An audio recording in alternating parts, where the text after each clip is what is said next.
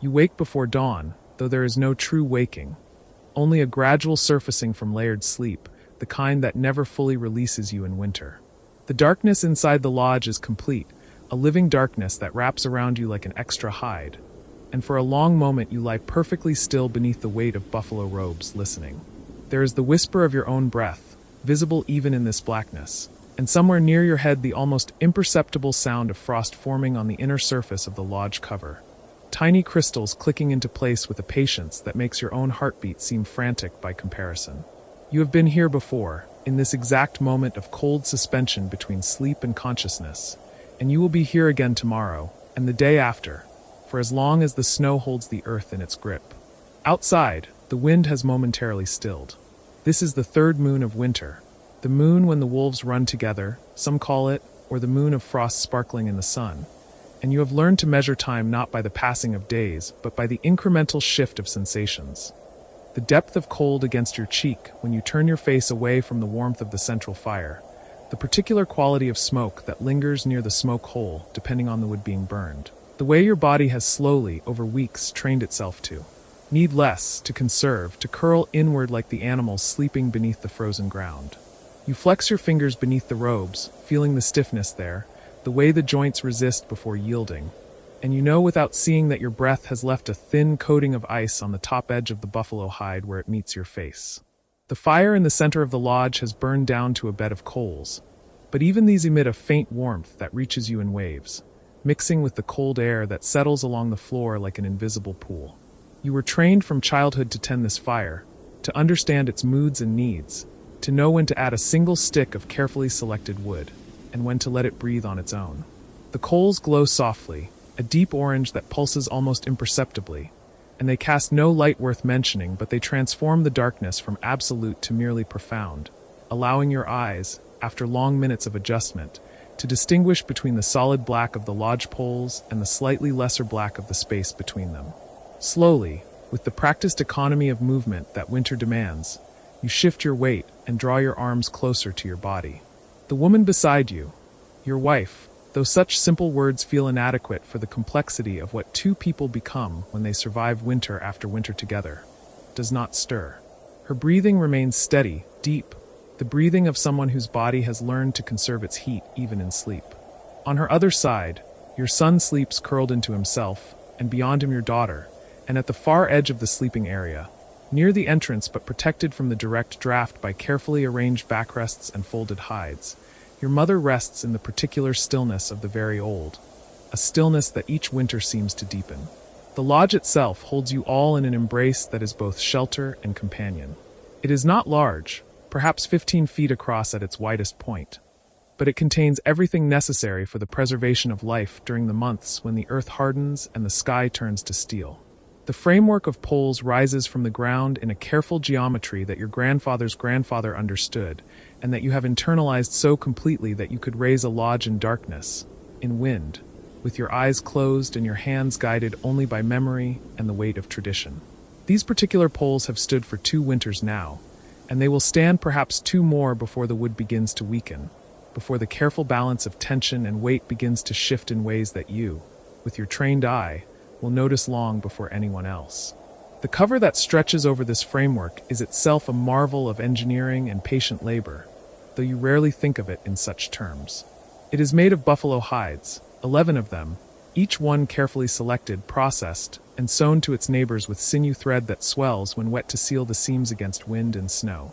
The hides were prepared during the warmer months, a process that required weeks of scraping, stretching, smoking, and softening, work that occupied the hands and minds of the women while the men hunted, and the children learned through observation and gradual participation the 1,000 skills required for survival.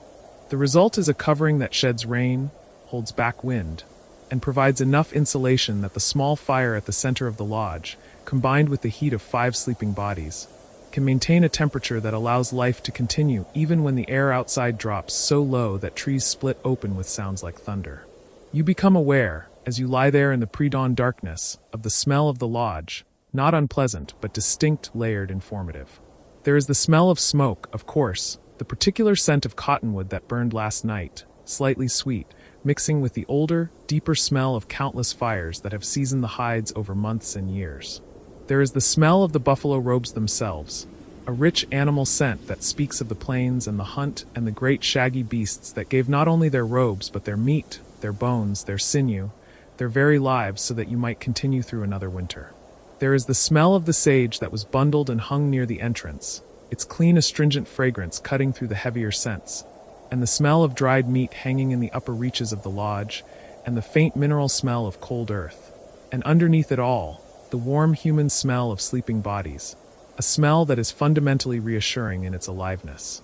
You shift again carefully, and this time you sit up, the buffalo robe falling away from your shoulders, and the cold embraces you immediately like a physical presence. Your breath comes in visible clouds now, small ghosts that dissipate into the darkness above you.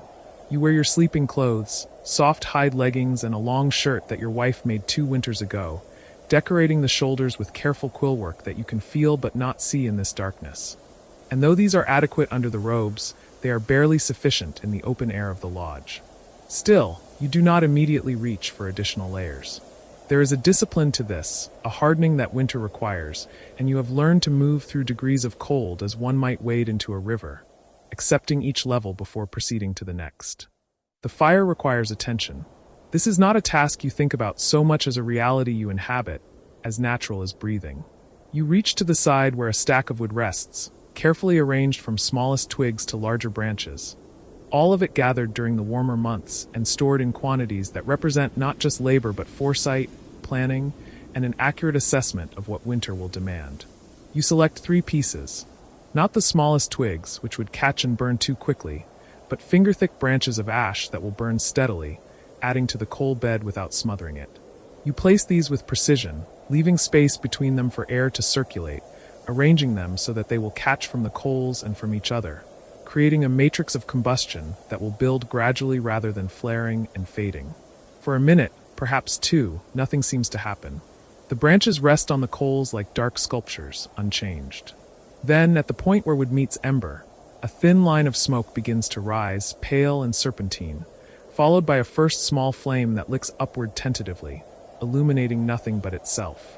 Another flame joins it, and another, and within minutes the fire has transformed from dormant to active, not roaring, that would waste heat and fuel, but burning with a steady intention that begins to push back against the cold.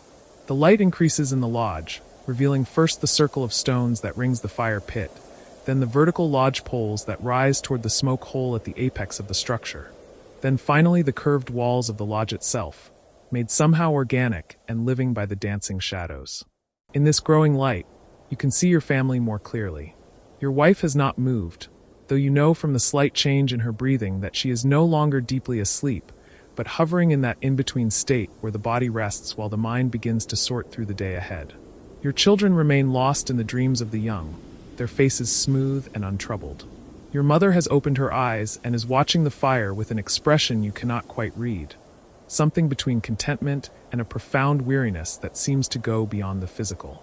You meet her gaze and she nods once slowly, an acknowledgement that contains more than greeting, recognition, continuity, the unspoken understanding that you have both awakened to another day and that this is both gift and challenge. The smoke from the fire rises in a column toward the smoke hole, that essential opening at the top of the lodge where the poles converge. The smoke hole is not simply an aperture, but a carefully designed element that can be adjusted using 2 external flaps controlled by poles that extend down to the ground.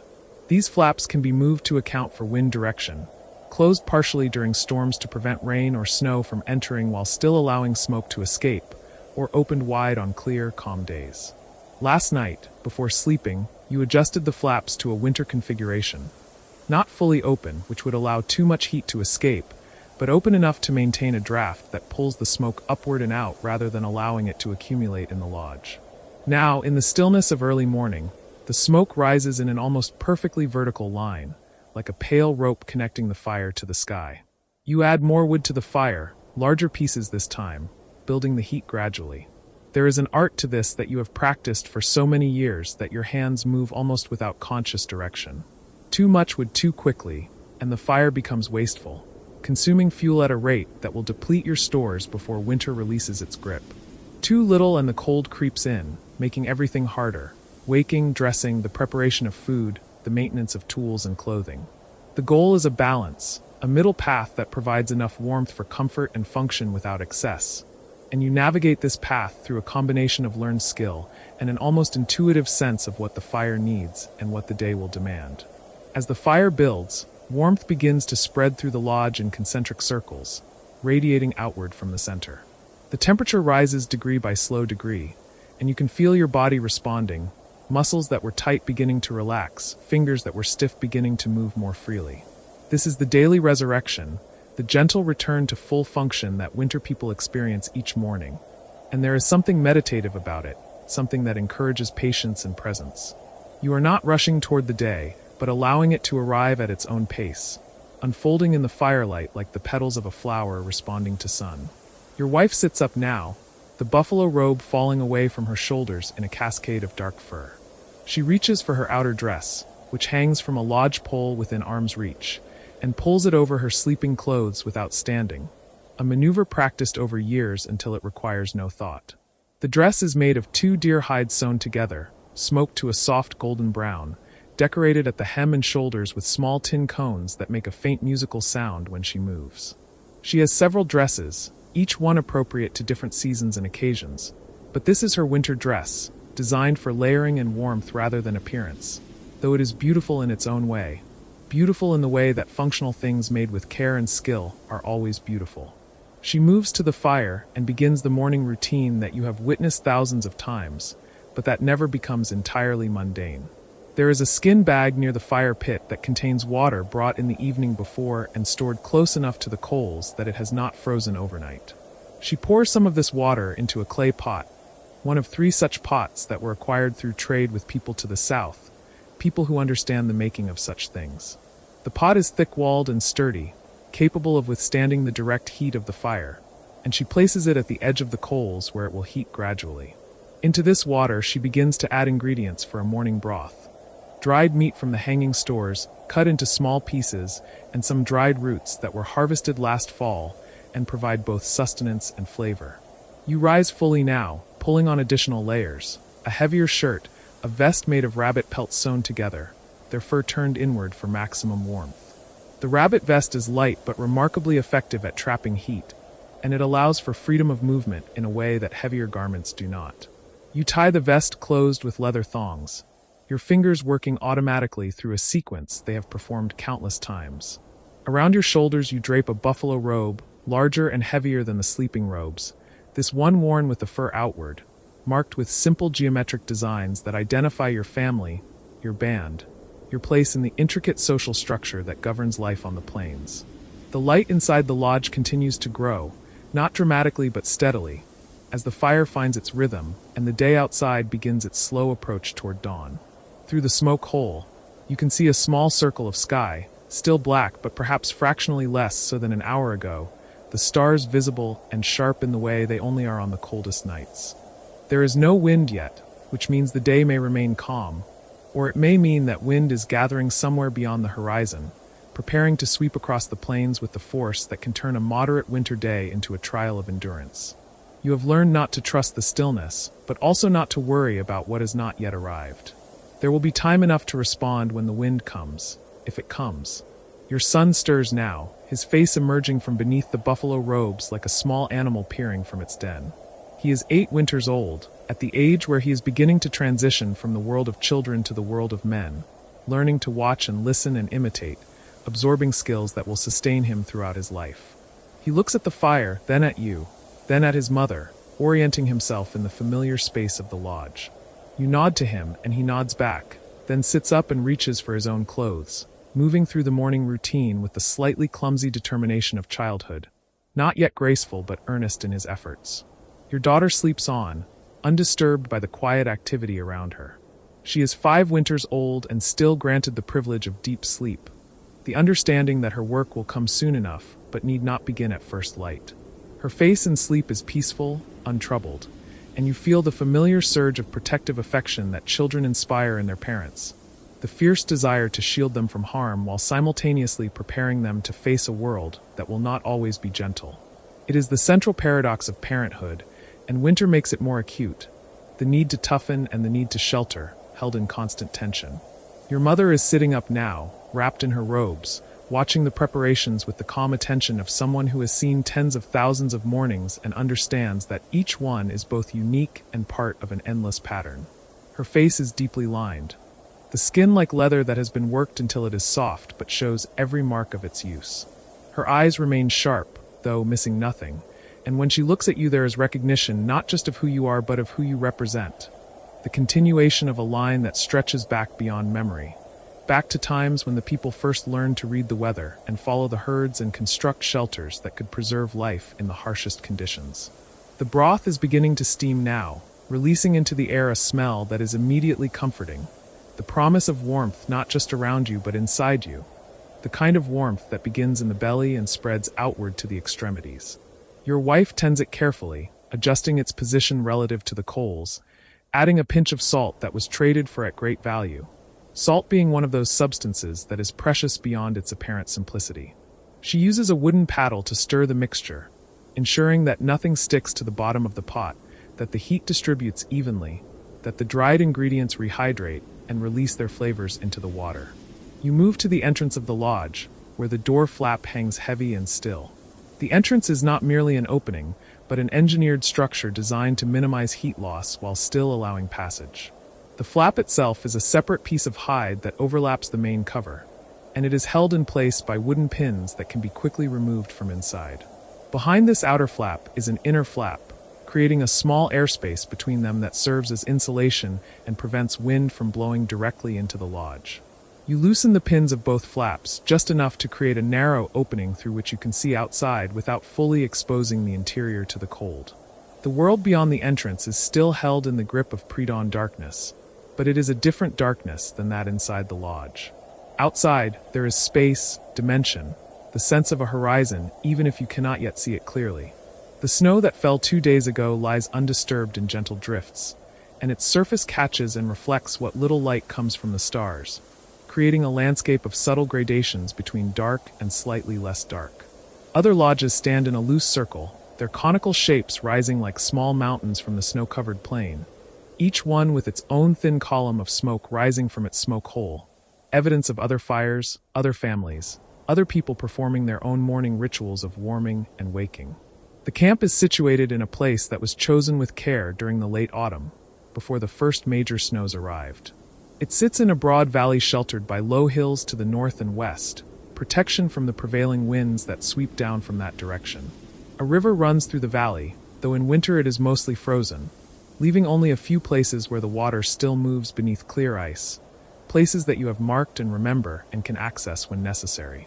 Near the river grow cottonwood trees, their bare branches now etched against the sky like fine drawings, and it is from these trees that much of your firewood comes, gathered throughout the warmer months and supplemented by wood scavenged from the hillsides whenever conditions permit.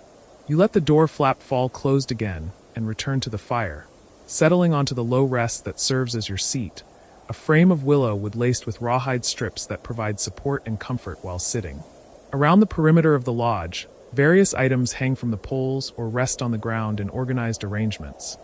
Parfleches containing clothing and tools, bags of dried food, hunting weapons held in special cases, a shield hanging from its designated pole, a war lance standing at an angle against the lodge wall, though war is not something that occupies much thought during winter, when survival itself is the primary campaign. Everything has its place, and this organization is not merely aesthetic but essential, allowing you to find what you need in darkness or emergency without confusion. The light continues to grow, both from the fire and from the slow brightening outside.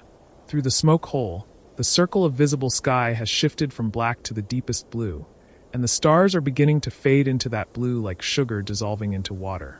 It is the subtle transformation that happens every morning, so gradual that you cannot point to a single moment when night becomes day, but the cumulative effect is unmistakable. The lodge interior, lit now by both firelight and the first faint contribution of daylight filtering through the smoke hole, takes on a warmer aspect, the hides glowing softly, the wooden poles showing their grain and texture. Your wife ladles broth into wooden bowls, 4 of them set out in preparation, and the steam that rises from each bowl is like a small gift, visible proof of warmth. She hands you the first bowl, and you accept it with both hands, feeling the heat through the wood, and you hold it for a moment before drinking, letting the warmth spread through your palms and fingers. Your son receives his bowl with exaggerated care, conscious of proving himself capable and adult, and your mother accepts hers with a nod of thanks. Your daughter is woken gently and helped to sit up, and she rubs her eyes and yawns and then accepts her smaller portion with the unself-conscious pleasure of a child presented with something good. You drink slowly, letting the hot liquid spread through you, feeling it trace a path from your mouth to your throat to your stomach, radiating warmth as it goes. The broth is simple: meat, water, salt, roots. But it is perfect for the morning, for this particular morning in this particular winter, and the simplicity does not diminish its value but rather emphasizes it. This is what sustenance looks like when stripped to essentials. This is what survival tastes like. This is the irreducible core of human need being met, and there is a profound satisfaction in that, a satisfaction that complexity might actually dilute. As you sit around the fire in the growing light, drinking your broth and feeling the day begin to assert itself, there is conversation, but it is sparse, economical, the words chosen for their necessity rather than their abundance. Your wife mentions that the supply of firewood inside the lodge is running low and will need to be replenished from the outside stores before nightfall. Your mother observes that the weather feels stable, which might be a good day for certain tasks. Your son asks if he might accompany you on whatever work the day requires, and you tell him yes, he may, he should. Your daughter says nothing but leans against her mother, still half in the world of sleep, content to be warm and fed and surrounded by family. Outside, the camp is beginning to wake more generally. You can hear muted sounds carrying across the snow, the low voices of other people, the crunch of footsteps, the crack of wood being split, the bark of a dog, the faint whinny of a horse. These are the sounds of a community stirring, of many families performing similar rituals in similar lodges, bound together by proximity and shared necessity and the intricate web of relationships that define who you are in relation to others. The band that camps here is not large, perhaps 30 lodges, perhaps 150 people, but it represents a complete social unit, large enough to provide security and division of labor, but small enough to remain mobile when movement is required, to make decisions through consensus, to function as an extended family in which everyone's face is known and everyone's role is understood. The fire burns steadily now, established and reliable, and the temperature inside the lodge has risen to something approaching comfortable. Comfortable being a relative term in winter, but one that means you can move and function without the constant distraction of cold. The morning stretches ahead of you, undefined as yet, containing possibilities and requirements that will reveal themselves as the day progresses. There is wood to manage, there are tools to check and maintain, there are social obligations to fulfill. There is the ongoing work of monitoring conditions and making adjustments and ensuring that all the small details that collectively comprise survival receive their necessary attention. But for now, in this moment, there is stillness. There is the fire and the family and the lodge holding back the cold. There is the light growing in the world outside and the warmth growing in the world inside. There is the simple fact of having made it through another night, of waking to another morning, of continuing. And in the depths of winter, when the earth is hard and the sky is distant and the warmth of summer seems like a story someone once told, this continuation is not a small thing. It is the thing. It is everything. You set down your empty bowl and pull the buffalo robe more closely around your shoulders and watch the fire, the flames moving in their eternal dance, consuming and transforming, giving heat and light in exchange for wood, a transaction that has been the basis of human survival for longer than anyone can remember or measure.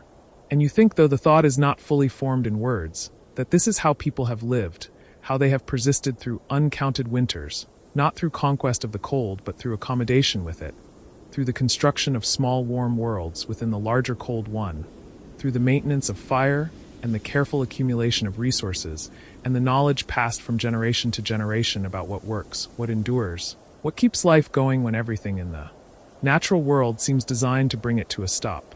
Your son finishes his broth and asks if you will tell a story, and you consider this request. Stories are a form of winter work as essential as any other, a way of passing time and passing knowledge, of entertaining and educating, of maintaining connection to history and identity, and the long chain of people who came before, and whose experiences have been distilled into narrative and handed down. But the morning is still early, the day's work still waiting, and you tell him that there will be time for stories later, after the other tasks are complete, after the wood is brought in and the camp is checked and the horses are tended. He He accepts this with the resignation of childhood, understanding that the answer is not a rejection but a deferral, that the story will come but must wait its turn. The light outside is definitely growing now, the sky visible through the smoke hole turning from deep blue to a pale blue-gray, and you know that dawn is not far off, that the sun will soon clear the eastern horizon and bring with it what warmth it can manage in winter. A weak warmth to be sure, but still significant, still contributing to the ongoing calculation of heat and cold that governs everything.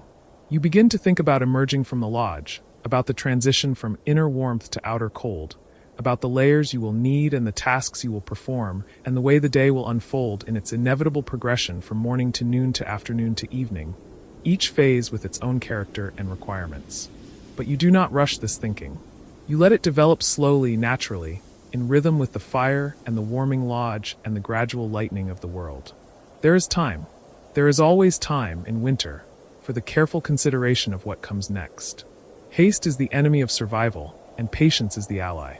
You have learned this lesson thoroughly, and now you inhabit it without effort, moving through your morning with the measured deliberation of someone who understands that every action has consequences, that energy conserved is energy available, that the goal is not to finish quickly, but to finish adequately, to meet the day's demands without exceeding them, to maintain the delicate balance that allows life to persist in conditions that are, objectively, hostile to it.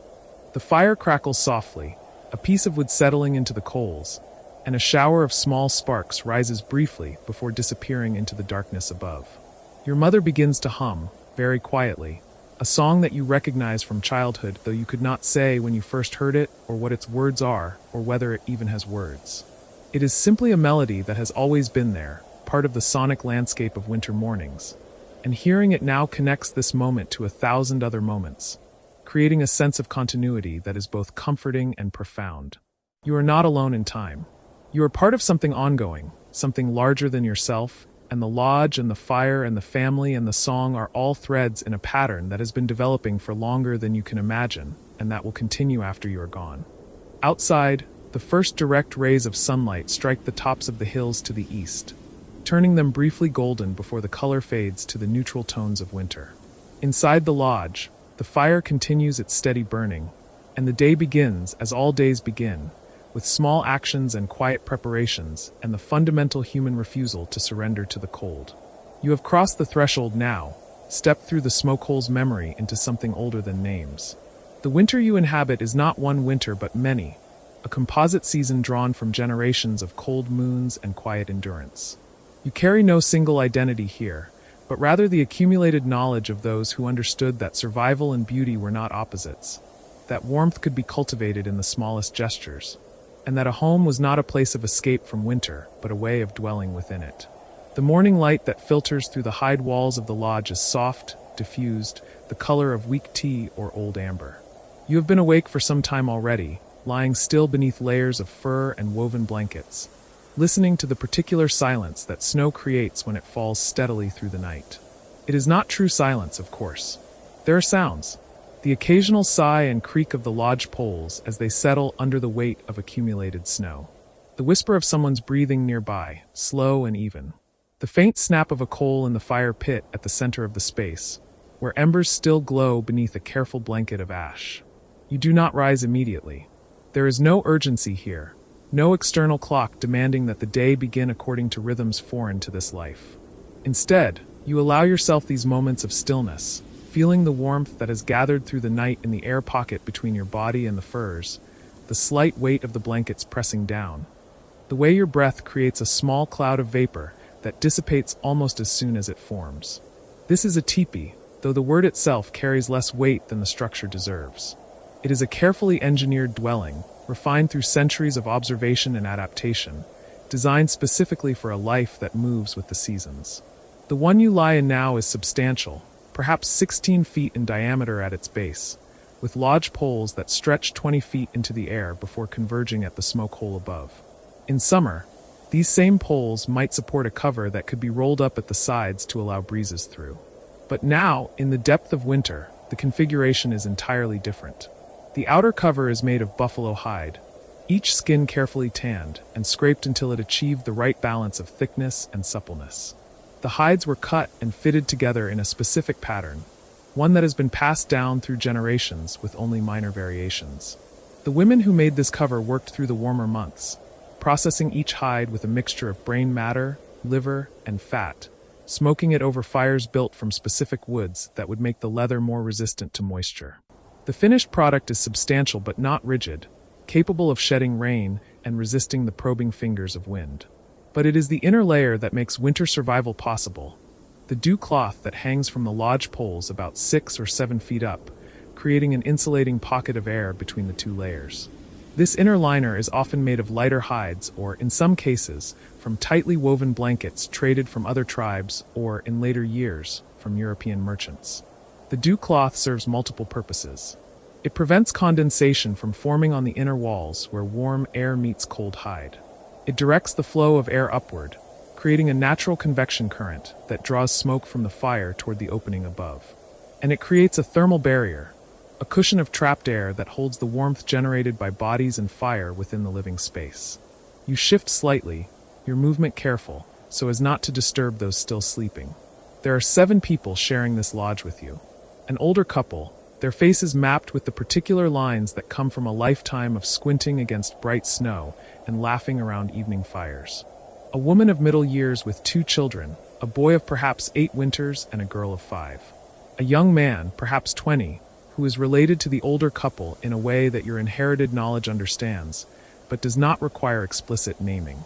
And yourself, occupying a space in this temporary family that feels both natural and undefined. The sleeping arrangements follow a pattern that is both practical and social. The place of honor, directly opposite the entrance, is where the older man sleeps with his wife. This is the spot farthest from the door, the warmest and most protected position. The entrance itself, which faces east to greet the morning sun and to turn its back to the prevailing winds from the west, is where the young man has made his bed. This is traditionally the coldest spot, the place where whoever sleeps there serves as a first line of defense against any cold air that might seep in, and also the position from which one can most quickly respond to anything that might require attention outside. You have been given a place along the northern arc of the circle, between the young man and the family with children. It is a good spot, neither too close to the door nor presumptuous enough to challenge the established hierarchy. The boy sleeps near his mother and sister, but during the night you felt him shift closer to where you lay, seeking perhaps the additional warmth of another body, or maybe just the unconscious comfort of proximity. The fire pit at the center of the lodge is the heart around which everything else organizes itself. It is not large, perhaps 2 feet across, lined with stones that have been carefully selected for their ability to withstand repeated heating and cooling without cracking. The stones themselves are arranged in a specific way, creating channels that direct airflow and provide stable platforms for cooking vessels or heated rocks. Behind the fire, a low stone wall about 8 inches high has been built, designed to reflect heat back into the living space and to protect the inner liner from sparks. You can see the fire from where you lie, or rather you can see the faint glow of coals beneath their blanket of ash. The ash is purposeful, banked over the coals before everyone settled in for the night, designed to slow the burn and preserve enough heat to rekindle the flames in the morning without the need to generate new fire from scratch. It is a small but significant piece of technology, this understanding of how fire can be made to rest without dying, how it can be coaxed rather than forced. The floor of the teepee is layered as carefully as the walls.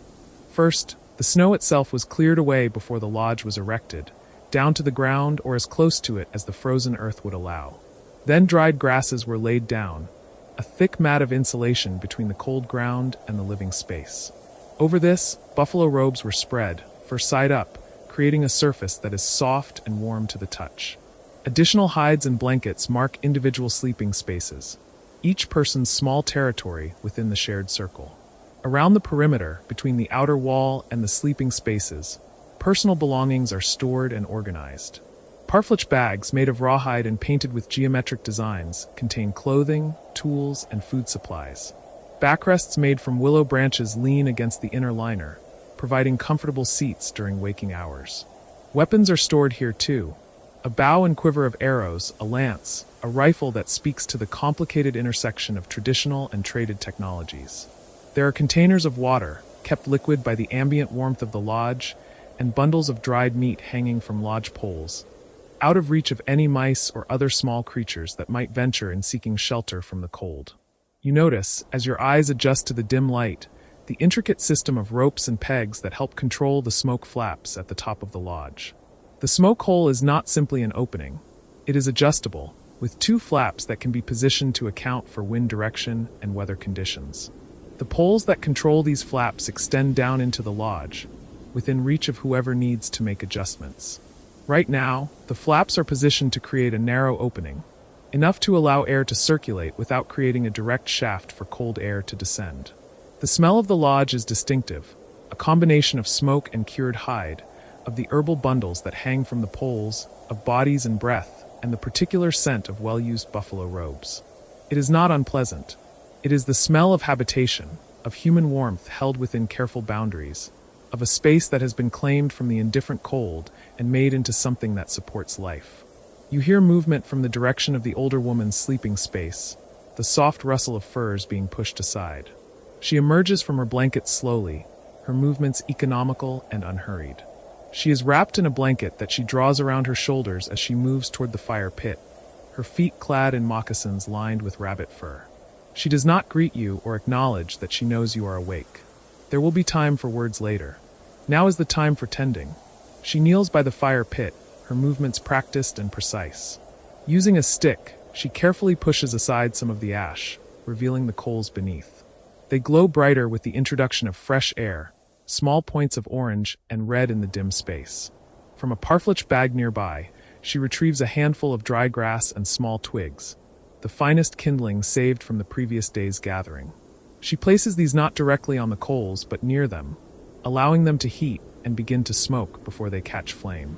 Then she leans forward and blows, a gentle and steady stream of breath that makes the coals brighten and the kindlings suddenly bloom into small flames. The light in the lodge changes immediately, shadows shifting and dancing on the inner walls. The woman feeds the young fire with careful attention, adding slightly larger pieces of wood in a deliberate progression, never smothering it with too much fuel, always giving it room to breathe and grow. Within minutes, there is a small but vigorous fire burning, and she positions two flat stones at its edge, places where cooking vessels can be set. You decide now is the appropriate time to rise. You push back the furs and blankets, feeling the immediate bite of cooler air on your skin, though the lodge is far from cold. You are wearing most of your clothing, layers that you sleep in during winter. Leggings made of soft buckskin, a long shirt of similar material, and over this a robe made from the hide of a buffalo calf, softer and lighter than adult hides but still warm. You reach for your moccasins, checking them first as you have learned to do, ensuring that nothing small and seeking warmth has taken shelter inside them during the night. As you sit up, the boy stirs and opens his eyes, looking at you with the momentary confusion of someone pulled from dreams into waking. Then recognition settles in his expression, and he smiles slightly before burrowing deeper into his blankets, not quite ready to surrender the warmth of sleep. His mother has also awakened and is helping the young girl dress, adding layers carefully, speaking to her in a low voice that is part of the general quiet of morning. The young man by the door is already awake, you realize, and has probably been for some time. He is tending to a section of the inner liner where a small patch of frost has formed during the night, using a cloth to carefully wipe away the moisture before it can accumulate and drip. This is important work, maintaining the integrity of the lodge, attending to small problems before they become larger ones. The older man emerges from his sleeping space, nodding to the room in general, a greeting that requires no verbal response. He moves to the door flap and opens it slightly, just enough to peer out at the morning beyond. Cold air rushes in, sharp and immediate, and you can see snow still falling, thick flakes that drift and swirl without the urgency of wind-driven storms. He closes the flap quickly, preserving the warmth, and turns back to the fire. "Still coming down," he says, the first words spoken this morning. His voice is rough from sleep but not unpleasant, carrying the texture of someone who speaks only when there is something worth saying. The older woman has placed a pottery vessel filled with snow near the fire, where it will melt and warm. Later this will become a simple soup, with dried meat and roots added, the first meal of the day. But for now, she takes a smaller container, adds a pinch of dried herbs from one of the bundles, and pours a small amount of the warming water over them. The scent that rises is sharp and cleansing, something like sage but not quite, a plant whose name exists in a language that is not English but which you understand nonetheless. You have tasks to do, small responsibilities that are part of the unspoken agreement of sharing this space. You reach for the water containers and check their levels, noting that 2 of them are running low. This means someone will need to venture out to gather clean snow, or if possible, to chip ice from the stream that runs not too far from where the teepees are gathered. You mention this quietly to the young man, who nods and begins to prepare for the cold, wrapping himself in an additional robe and pulling a hood up over his head. Before he leaves, the older woman hands him the container of herb water, now steeped and fragrant. He drinks some and passes it to you. You take it, feeling the warmth of the vessel in your hands, bringing it to your lips and tasting the bitter, cleansing flavor of the tea. It warms you from the inside, a different kind of warmth than the fire provides, something that seems to wake the blood and clear the fog of sleep. You pass the vessel on, and it makes its way around the circle, each person taking a share. This is how the day begins. Not with alarm or urgency, not with the harsh intrusion of artificial light or the demand of schedules imposed from outside. It begins with fire carefully tended, with warmth shared, with small tasks attended to in their proper order. It begins with the acknowledgement that outside, the world is locked in winter's grip, but inside this carefully constructed shell of hide and pole, of knowledge and cooperation, there is a space that holds back the cold. The young man opens the door flap and slips outside, taking 2 of the water containers with him. The cold that enters in his wake is sharp but brief, the door closing quickly behind him. You hear his footsteps crunching in the snow, the sound fading as he moves away from the lodge. The older woman has begun to prepare food in earnest now. From a parflet she removes strips of dried meat, hard and dark, each piece carefully preserved during the autumn hunts. She places some of these in the warming water, where they will slowly rehydrate and soften. From another bag she takes a handful of dried berries, wrinkled and concentrated, and adds these as well. Then she reaches for a separate container, smaller and more carefully sealed, and removes something that looks like a pale, hardened cake. This is pemmican, a mixture of pounded meat, fat, and berries, a food so nutritionally dense that a small amount can sustain a person through a full day of hard travel. But you are not traveling today. Today, if the snow continues, will be a day of staying close to the lodge, of small tasks and conversation, of storytelling and the maintenance of tools and clothing. These are the rhythms of winter life, periods of intense activity followed by periods of necessary rest, of waiting for weather to pass, of living within the constraints that the season imposes. The children are fully awake now, the girl sitting close to her mother, watching the preparations of the meal with quiet attention. The boy has emerged from his blankets and is examining one of the parfleche bags, tracing the geometric patterns painted on its surface with one finger. The designs are not random but meaningful, you understand, each pattern carrying information and beauty in equal measure, a way of marking ownership and expressing aesthetic preferences within cultural conventions. The older man has settled himself on one of the backrests and is examining a knife, checking its edge, running his thumb carefully along the blade to assess its sharpness. Finding it less than ideal, he reaches for a whetstone and begins the rhythmic work of sharpening, a soft scraping sound that becomes part of the morning's ambient music. You stand and stretch, careful not to bump the low-hanging inner liner, feeling the slight stiffness in your muscles from a night of sleep on the ground, even cushioned as it is by hides and furs. You move around the circumference of the lodge, checking the edges of the inner liner, making sure it is still properly positioned, that it has not shifted during the night. This is important, maintaining the seal that keeps warm air in and prevents drafts from finding their way inside. At the eastern edge, where the door is, you notice that a thin line of snow has drifted inside, a small white line against the darker floor. You retrieve a wooden scoop and carefully remove it, tossing it into the fire where it hisses and disappears in a small cloud of steam. Then you take a spare hide and place it against the base of the door flap, an additional barrier against infiltration. The young man returns, his shoulders dusted with snow, his breath visible in great clouds as he quickly enters and closes the door behind him. He is carrying the water containers, now full of clean snow and chunks of ice, and also several thick branches that he must have broken from deadwood along the stream. These he stacks near the door, wood that will need to dry somewhat before it burns efficiently, but which will extend the fuel supply. The stream is still running, he reports, setting down the containers. Not frozen through yet. The ice is only at the edges. This is good news. Running water is easier to access than ice that must be chipped and melted, and it means the cold has not yet reached its deepest severity.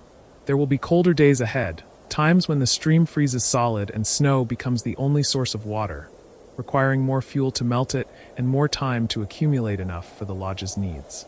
The older woman nods at this information and continues her work at the fire.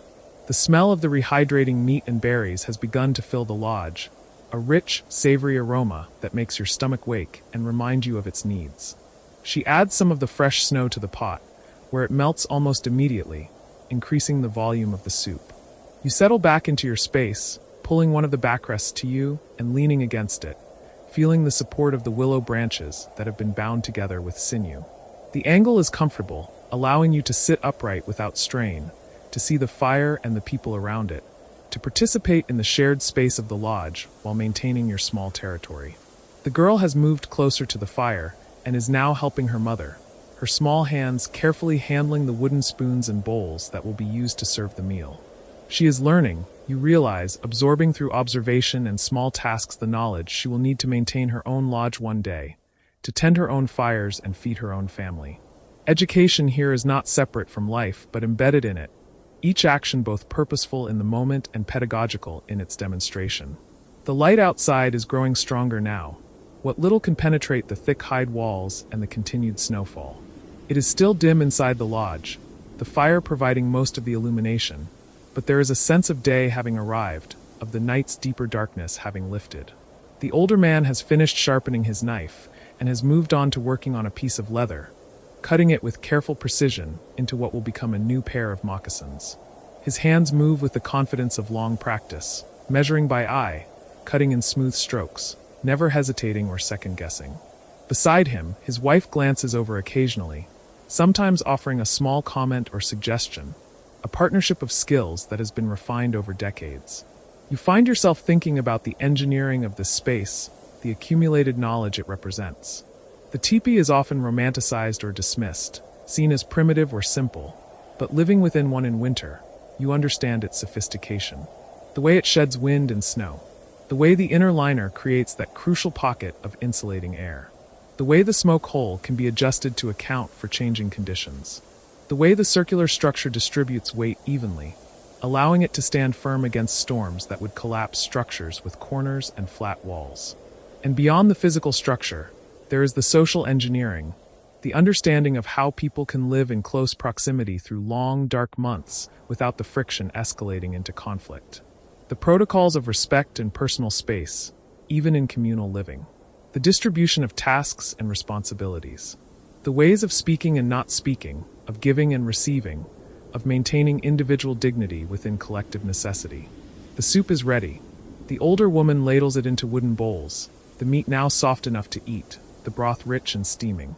She serves the older man first, a gesture of respect, then the children, then the rest of the adults in an order that follows some pattern you understand instinctively even if you could not articulate its rules. When your bowl is placed in your hands, you nod your thanks and bring it close to your face, feeling the steam warm your skin before you take the first sip. The taste is simple but deeply satisfying, the rendered fat from the meat creating richness, the berries adding a slight sweetness and tartness that balances the savory elements. You eat slowly, mindful of the heat, using your fingers to retrieve the larger pieces of meat, chewing thoroughly, letting the warmth spread through you. There is little conversation during the meal, only the small sounds of eating, of appreciation expressed through satisfied silence. The fire burns steadily, fed occasionally by the young man who has taken on this responsibility, adding wood in small amounts, keeping the flames neither too high nor too low. When the meal is finished and the bowls have been set aside to be cleaned later with snow, there is a moment of collective satisfaction, of bellies full and bodies warm, of the day's first requirement having been met. The snow continues to fall outside, visible now through the smoke hole as a constant drift of white against gray sky. But inside the lodge, there is a sense of security, of being exactly where you need to be, doing exactly what the moment requires. The older man begins to speak, his voice taking on the particular cadence of storytelling, and you settle back against your backrest, ready to listen, to let the words wash over you like the warmth from the fire, to learn what this day in winter will teach you. You wake before dawn, though wake is not quite the right word. It is more an upward drift from one layer of awareness to another, a slow surfacing through veils of half-sleep that have kept you suspended through the deepest cold of night. The darkness inside the lodge is complete, textured, almost tactile against your eyelids. You do not open your eyes immediately. Instead, you lie still beneath the weight of buffalo robes, feeling the warmth that has accumulated around your body during the night hours, a pocket of heat that belongs to you alone, earned through the quiet work of breathing, of existing, of maintaining life against the persistent cold that presses from all directions. The air above the robes is different, noticeably cooler against the small exposed portion of your face, your forehead perhaps, or the bridge of your nose where the fur edge has slipped slightly during sleep.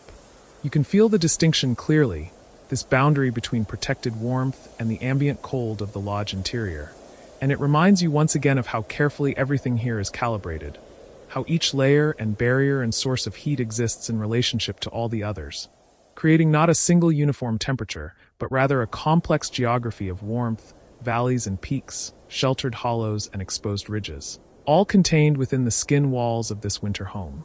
Somewhere in the darkness, you hear the soft rustle of movement, someone else stirring, adjusting their position beneath their own robes. The sound is gentle, unhurried, the kind of movement that suggests checking, assessing, making small corrections rather than rising fully. You recognize this pattern now. Throughout the night, people wake periodically, not from disturbance but from a kind of quiet vigilance that requires no conscious thought, the body's own awareness monitoring conditions, the mind surfacing just enough to note the fire's status, the quality of warmth, the soundness of shelter, before sinking back into sleep's embrace. You shift your own weight slightly, feeling the dried grass beneath the robe's compress and release, hearing its faint whisper. Beneath that grass layer lies the ground itself, frozen solid despite all efforts to insulate against it, but separated from your body by enough thickness. Earth hides grass more hides your own robe, that its deep cold cannot reach you directly.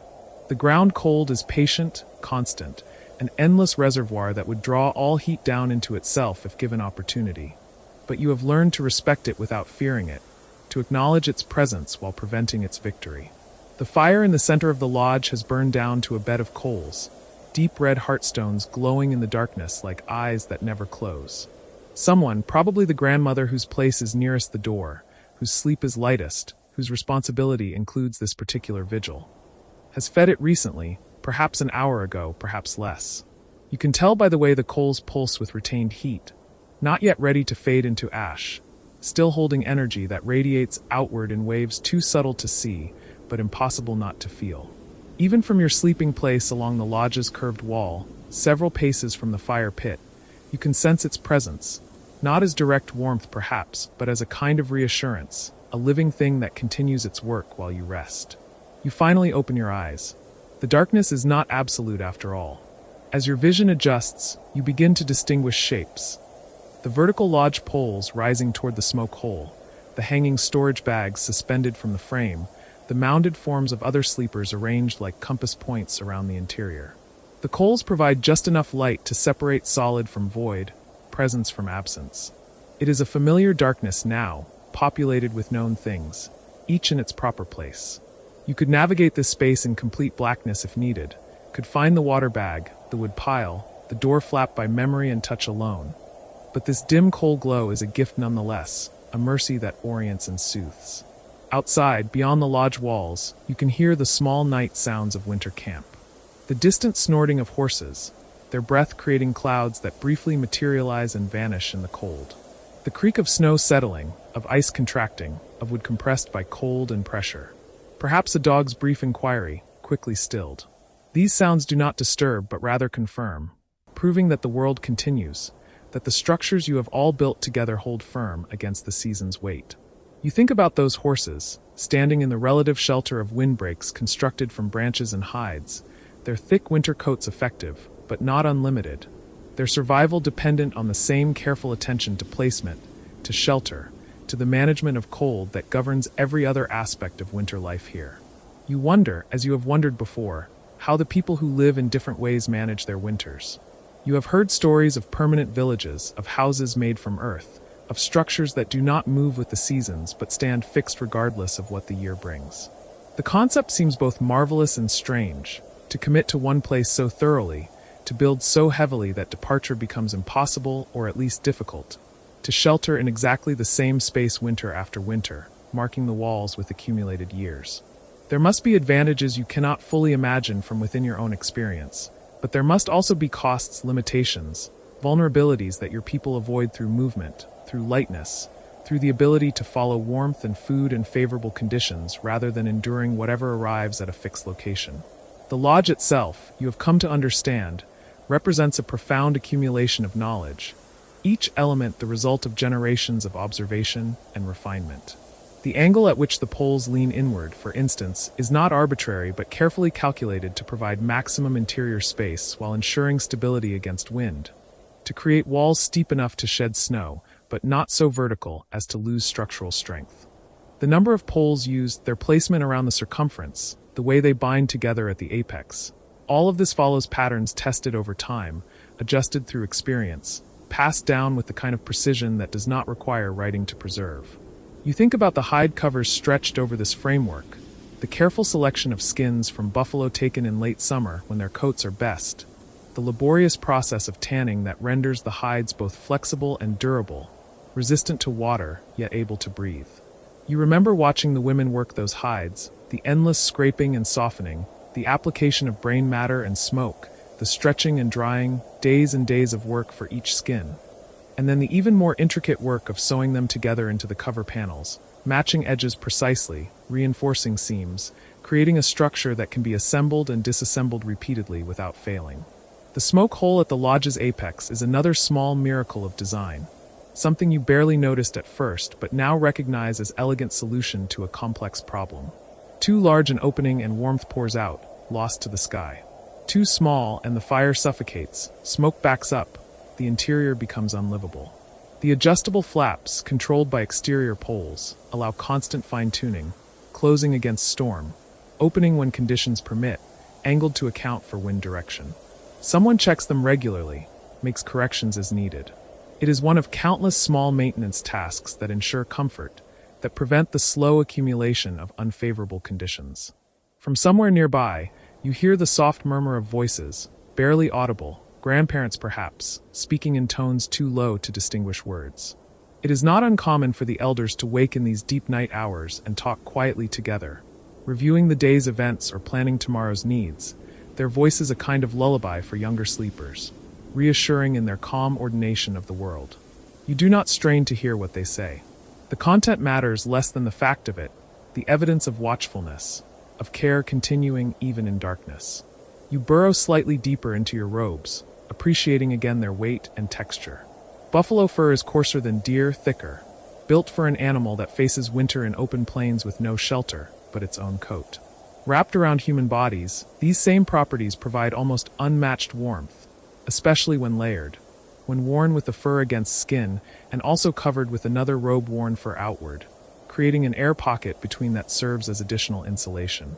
You have learned to adjust these layers throughout the night, loosening when warmth builds, tightening when cold finds small entrances, creating and recreating the optimal conditions for comfort and rest. Beneath the robes, you are wearing what you will wear tomorrow, or most of it. To undress completely for sleep in winter is to court disaster, to leave oneself vulnerable to emergency, unable to respond quickly if sudden need arises. So you sleep in your basic layers, the soft skin dress or shirt and leggings, the first insulating barrier between skin and world, and keep additional outer pieces nearby, immediately accessible. This practice is so ingrained you barely think about it, but it represents another small wisdom, another recognition of winter's potential dangers and the constant need for readiness. The cold outside is profound tonight. You can tell even from inside, even surrounded by warmth because of subtle signs. The way the hide walls seem to contract slightly, pulled tight by freezing. The quality of sound from outside, sharper and clearer in cold air. The behavior of the smoke, rising in a thinner, faster column. On nights like this, the world beyond the lodge becomes genuinely hostile to unprotected life. The kind of cold that can kill quickly if one is lost or exposed, that finds any weakness in shelter or clothing and exploits it without mercy. Yet here, inside, surrounded by family and fire and carefully constructed barriers against the cold, you are safe. More than safe, you are comfortable, warm enough to sleep deeply, protected enough to rest and restore. This is not accident but achievement, the result of knowledge accumulated over more generations than anyone can count, refined through observation and necessity, taught carefully to each new generation. You are the beneficiary of this knowledge now, wrapped in its embrace, sustained by its effectiveness. You consider the fire itself, its management and meaning. Wood must be selected carefully. Not all trees burn equally well, and some create more smoke than others. Some burn too fast to be efficient for night-long warmth, others too slow to establish good coals. The right wood must be gathered in sufficient quantity before winter's full arrival, must be stored where snow will not bury it or moisture compromise it, must be distributed throughout camp so that each lodge has ready access. This represents enormous communal work, days and days of cutting and hauling, but there is no alternative. Without fire, these lodges would provide only minimal protection, insufficient for true winter survival. The burning itself requires attention.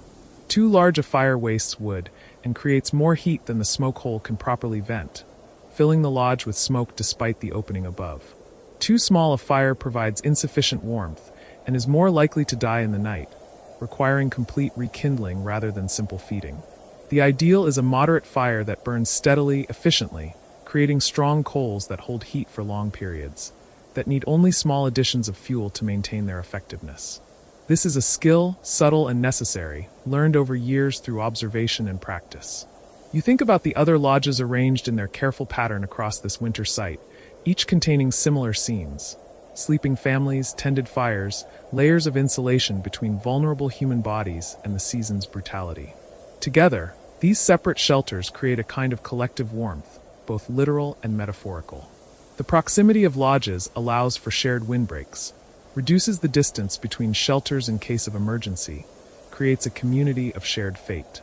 If one lodge faces trouble, fire dies unexpectedly, structure fails, illness strikes, others are near enough to help, to share resources, to provide haven.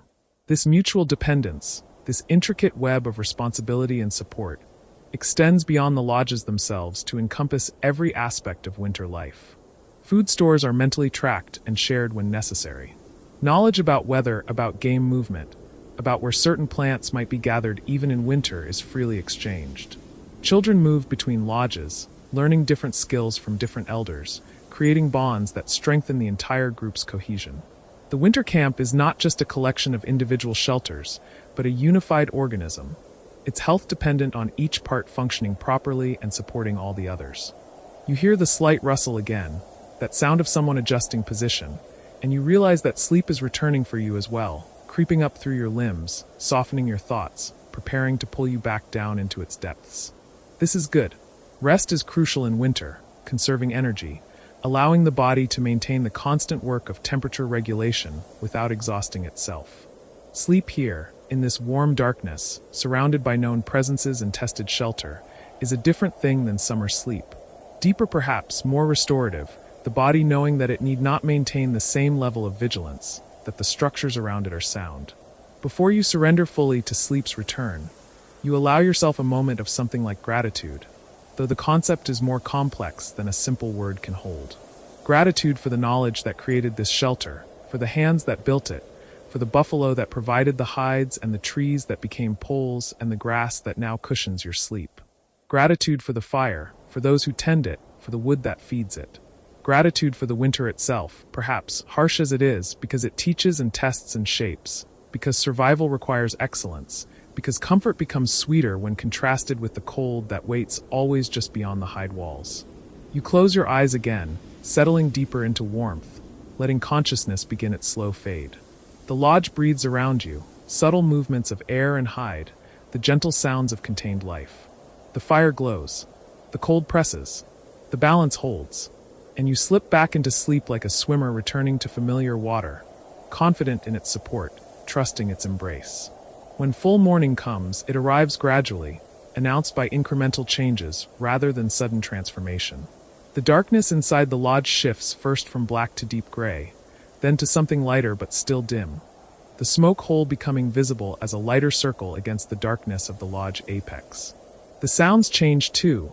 Movements become more frequent, no longer the isolated adjustments of night wakers, but the collective stirring of people preparing to face a new day. Voices emerge from silence, soft at first, murmured greetings and quiet exchanges, gradually building toward normal conversational tones as consciousness fully returns and the day's activities begin to organize themselves in everyone's minds. You emerge from your robes slowly, reluctantly, knowing that the air beyond their warmth will be noticeably colder, that the transition will require a moment of minor discomfort. This is another skill winter teaches, moving efficiently from warmth to work, not lingering in the boundary space where cold finds opportunity, but also not rushing so hastily that you forget necessary items or fail to properly secure your layers. You sit up, arrange your outer garments, ensure everything is properly positioned before standing fully, before committing yourself to movement and action. The fire has been built up now, proper flames rising from the coal bed, crackling softly as new wood catches, and begins its transformation from solid matter to heat and light. Someone has already been outside. You can tell by the fresh wood snow-dusted that feeds the growing flames, by the blast of cold air that must have entered when the door flap opened to admit the fuel-bearer's return. That cold has already dissipated, absorbed by the lodge's greater mass of warm air. But for a moment it must have been palpable, a sharp reminder of the difference between inside and outside, protection and exposure. Around the fire now, as light increases, you can see faces clearly. The grandmother who tends the dawn fire, her weathered features calm and focused as she arranges logs for optimal burning. The mother preparing the morning meal, reaching for dried meat from the hanging storage bags, checking water levels in the container that sits near enough to the fire to prevent freezing, but not so close as to become warm. Children still bundled in their sleeping robes, reluctant to leave warmth's embrace, but drawn gradually by curiosity and hunger toward the fire's circle, toward the center where the day begins. You join this gradual gathering, finding your place in the informal arrangement around the fire, accepting a piece of dried meat when it is offered, chewing slowly, feeling your body begin to fully wake, energy returning, the slight stiffness of sleep gradually easing. The meat is tough, requiring work to chew, but this is good. It makes the eating last, provides occupation for your jaw, and its toughness is evidence of proper preparation, of thorough drying that prevents spoilage, that preserves nutrition through the long months when fresh meat may be scarce. Someone has opened the smoke flaps more fully now, allowing better draft, and you can see through that opening to the sky beyond, pale morning gray, no hint of sun yet visible, but enough light to suggest that somewhere beyond the horizon, dawn is progressing, that full day will eventually arrive. Smoke rises steadily through the opening, drawn upward by the fire's heat and the cold air's density, carrying with it the lodge's accumulated breath and moisture, preventing the interior air from becoming stale or overly humid. This constant air exchange, managed carefully through the adjustable flaps, is another invisible but crucial element of winter lodge life, maintaining breathability while preserving warmth. The morning routine has its own rhythm, unhurried but purposeful. After eating comes the process of fully dressing, adding outer layers, securing footwear, ensuring that every potential gap is covered, that no skin will be unnecessarily exposed to the outside cold. You watch a young boy being dressed by his mother, the care she takes to wrap his legs properly, to secure his small robe, to check that his feet are well protected.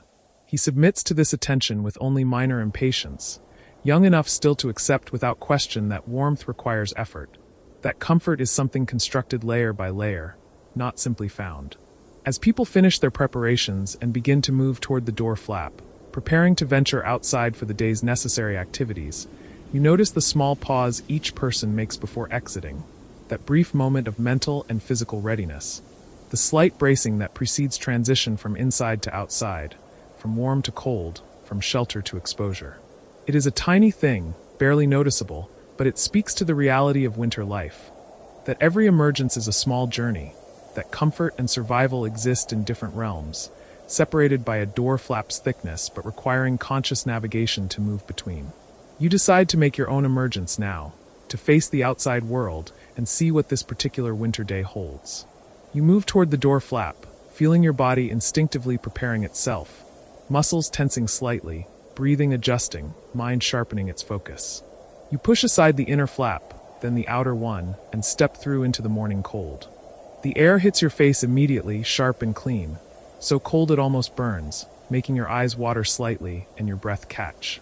For a moment, the difference in temperature is shocking despite your preparation, a reminder that the lodge's interior warmth, so easily taken for granted, represents a profound alteration of natural conditions, a bubble of habitability maintained by constant effort against an environment that would otherwise be genuinely hostile to human comfort. You take a breath, then another, letting your body adjust, feeling your extremities begin to tingle as blood vessels constrict in response to cold, as your entire system shifts into its cold weather patterns of operation.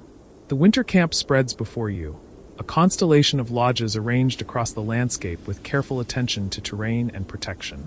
Snow covers everything, deep enough to transform the ground's contours, to create new shapes and patterns, to make the familiar strange and the strange beautiful.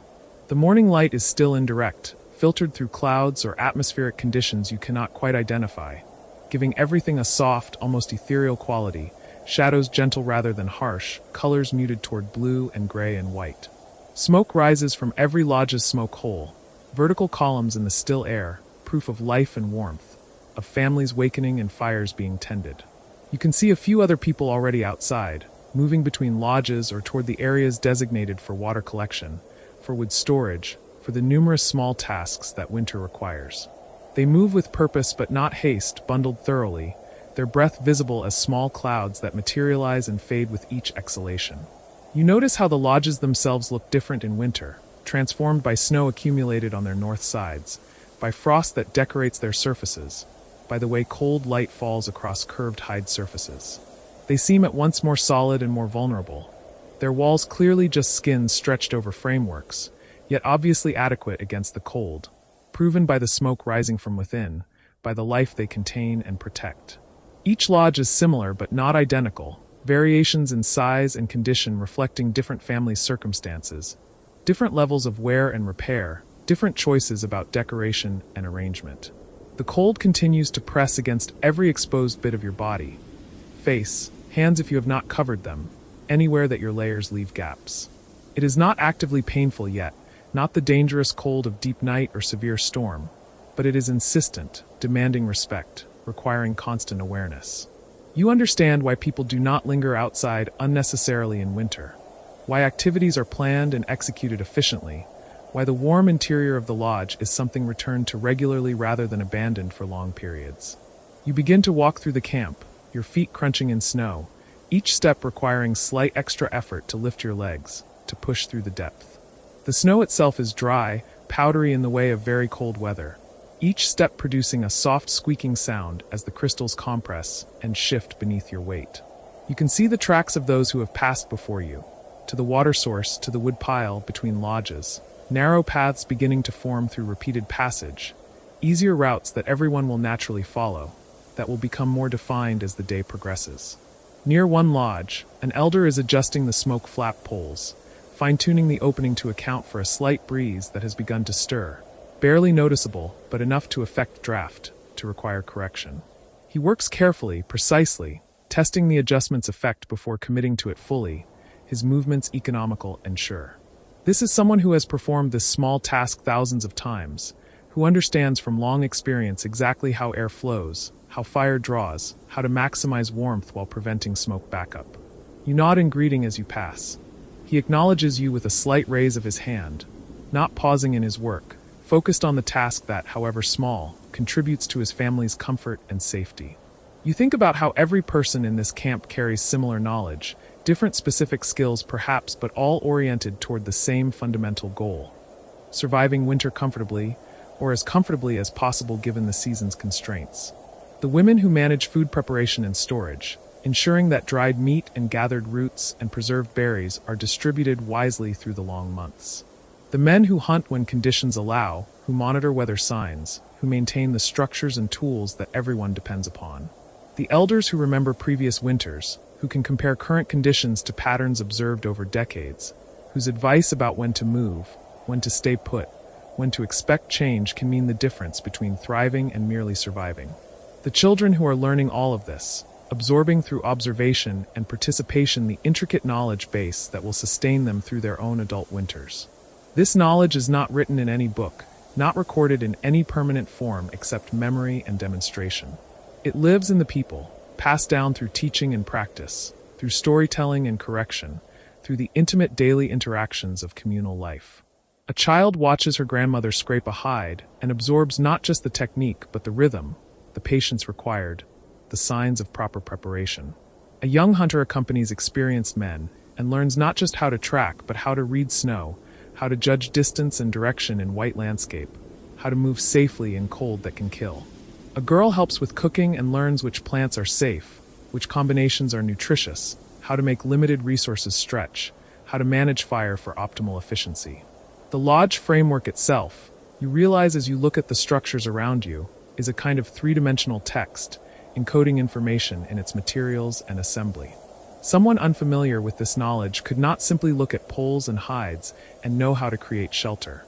They would not understand the pole order, the binding techniques, the way the hides must be arranged and secured, the placement of the door, the management of the smoke hole. All of this must be taught, learned, practiced until it becomes almost instinctive, until the lodge can be erected efficiently even in difficult conditions, even with cold stiff fingers, even when speed is essential. You have reached the edge of camp now, where the lodges end and the winter landscape extends outward, rolling land covered in unbroken snow, trees dark against white, distance fading into pale gray that might be sky, or might be simply the limit of visibility in this soft light. The view is beautiful in its starkness, in its simplicity of form and color, but it is also slightly frightening, a reminder of how small this camp is against the vast indifference of winter, how fragile the warmth and shelter you have all created together.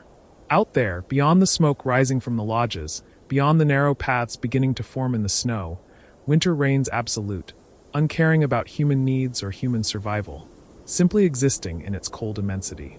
Yet inside the camp, within the circle of lodges, life continues in defiance of that cold, not in ignorant denial, but in informed, carefully managed resistance.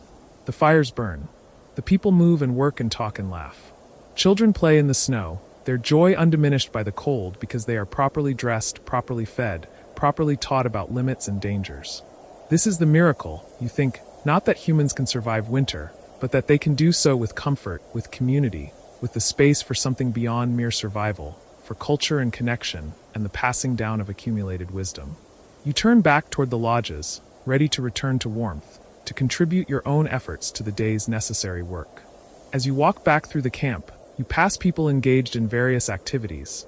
Someone repairing a torn moccasin, someone else sorting through storage bags to take inventory of remaining supplies, a group of children being taught a game by an older sibling, their laughter bright in the cold air. Each scene is small, ordinary, unremarkable in itself, but together they create a picture of life continuing, adapting, finding ways to thrive even in conditions that seem designed to make thriving impossible. The smoke rising from your own lodge draws you back, a visible beacon that says warmth, that says home, that says return. You approach the door flap with the same anticipation you felt upon leaving, though reversed now, not bracing for cold, but preparing for warmth's embrace, for the transition from exposure to shelter, from the public space of camp to the intimate space of family and fire.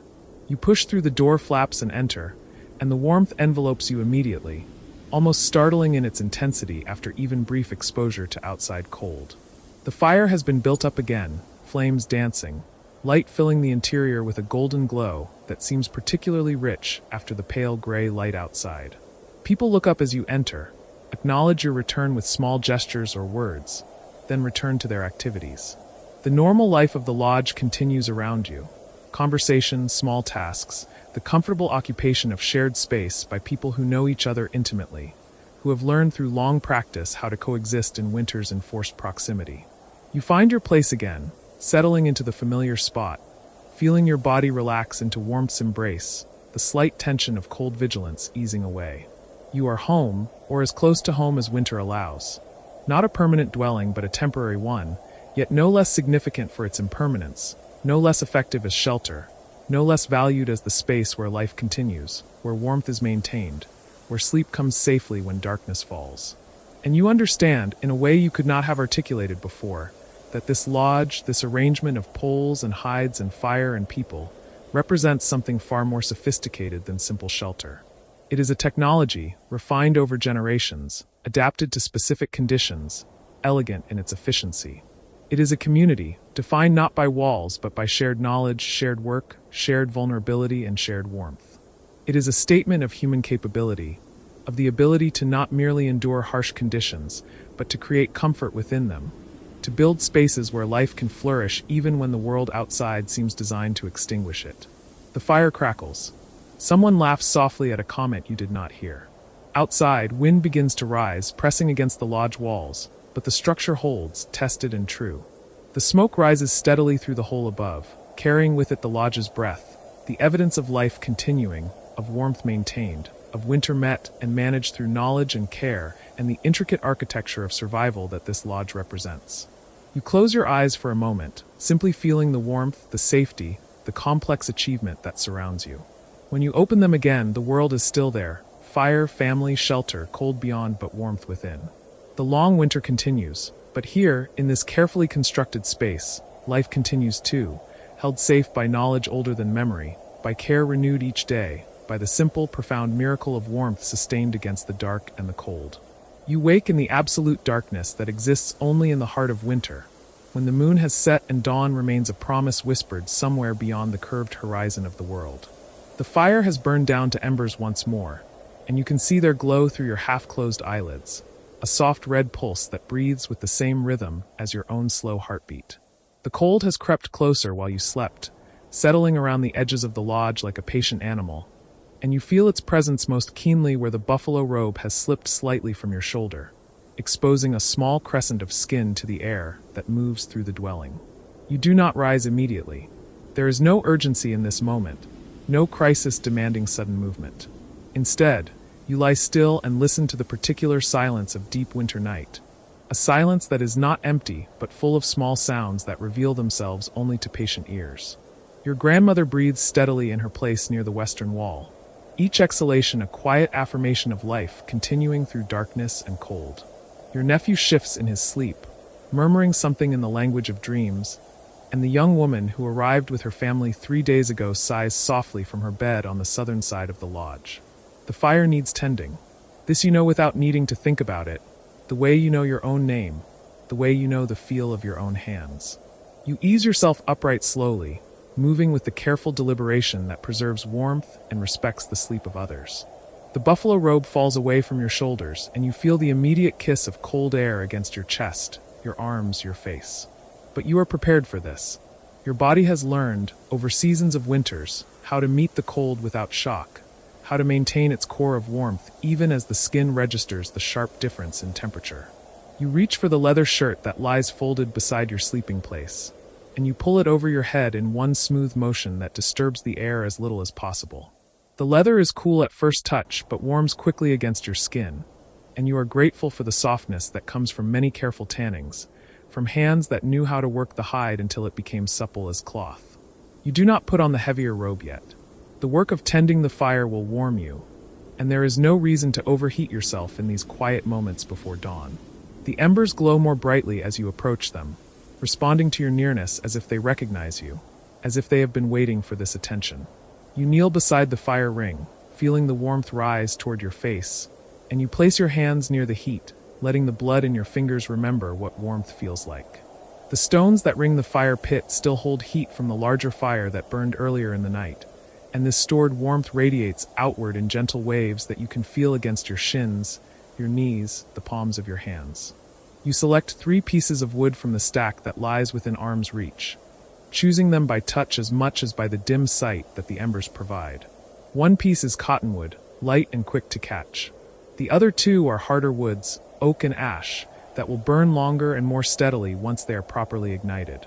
You place the cottonwood piece first, setting it across the embers at an angle that allows air to flow beneath it, and you watch as the sleeping fire begins to wake. Small flames appear first at the edges where the wood meets the embers, tentative tongues of yellow light that taste the new fuel and find it good. The fire grows. You add the other pieces carefully, building a structure that will burn efficiently, that will give maximum heat for the wood consumed. This is knowledge that has been passed down through generations, refined through countless winters when the difference between a well-built fire and a wasteful one could mean the difference between comfort and suffering, between safety and danger. You do not think about this knowledge as you use it. It has become part of your hands, part of the way you see and understand the relationship between wood and fire and air and heat. As the flames rise higher, light begins to fill the lodge, pushing back the darkness that had seemed so absolute only moments before. You can see now the familiar shapes of the space that has become your winter world. The lodge poles rise in their careful arrangement, meeting at the apex where the smoke hole opens to the sky. The inner lining of hides hangs smooth and taut, creating the insulating airspace that makes winter dwelling possible. Personal belongings hang from pegs driven into the poles or rest in their accustomed places along the walls. Parfleches decorated with geometric designs, bags of soft leather containing herbs and tools and precious things, weapons maintained with care against the day they will be needed again. The growing firelight reveals your grandmother's face, still peaceful in sleep, the lines etched deep by 8 decades of sun and wind and laughter and sorrow. She has pulled her robe up around her chin, and her breath mists slightly in the air above her face. You feel a surge of tenderness as you watch her, this woman who has survived so many winters, who has taught you so much about endurance and patience, and the small acts of care that sustain life when the world turns cold and harsh. You think about the stories she has told you, the ones about winters even harder than this one, winters when the snow came early and stayed late, when the buffalo herds moved far to the south and did not return until the grass was already green again. She has told you about winters when people died, when the old ones especially chose to walk out into the snow rather than consume resources needed by the children, by the future. She has told you these stories not to frighten you but to teach you that survival is not automatic, that it requires constant attention, constant adaptation, constant willingness to do what must be done. But she has also told you about winters of abundance, winters when the meat racks were full and the lodges were warm and the people gathered in the long dark evenings to tell stories and sing songs and celebrate the fact of being alive together. She has taught you that winter is not only hardship, that it is also a time of rest and reflection, a time when the people draw close to one another and remember who they are, where they come from, what they value most deeply. The fire is burning well now, and you add 2 more pieces of wood, larger ones that will sustain the heat for a longer period. You know that others will wake soon, drawn by the warmth and the light, ready to begin the small rituals that structure each winter day.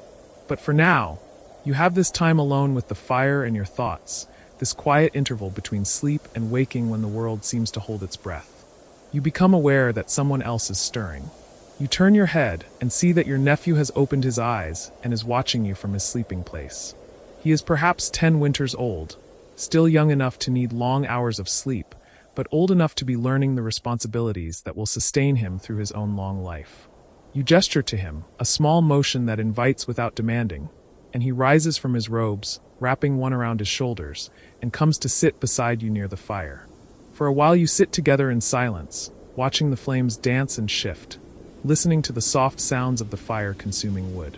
This silence is comfortable, the kind that exists between people who know each other well enough that words are not always necessary.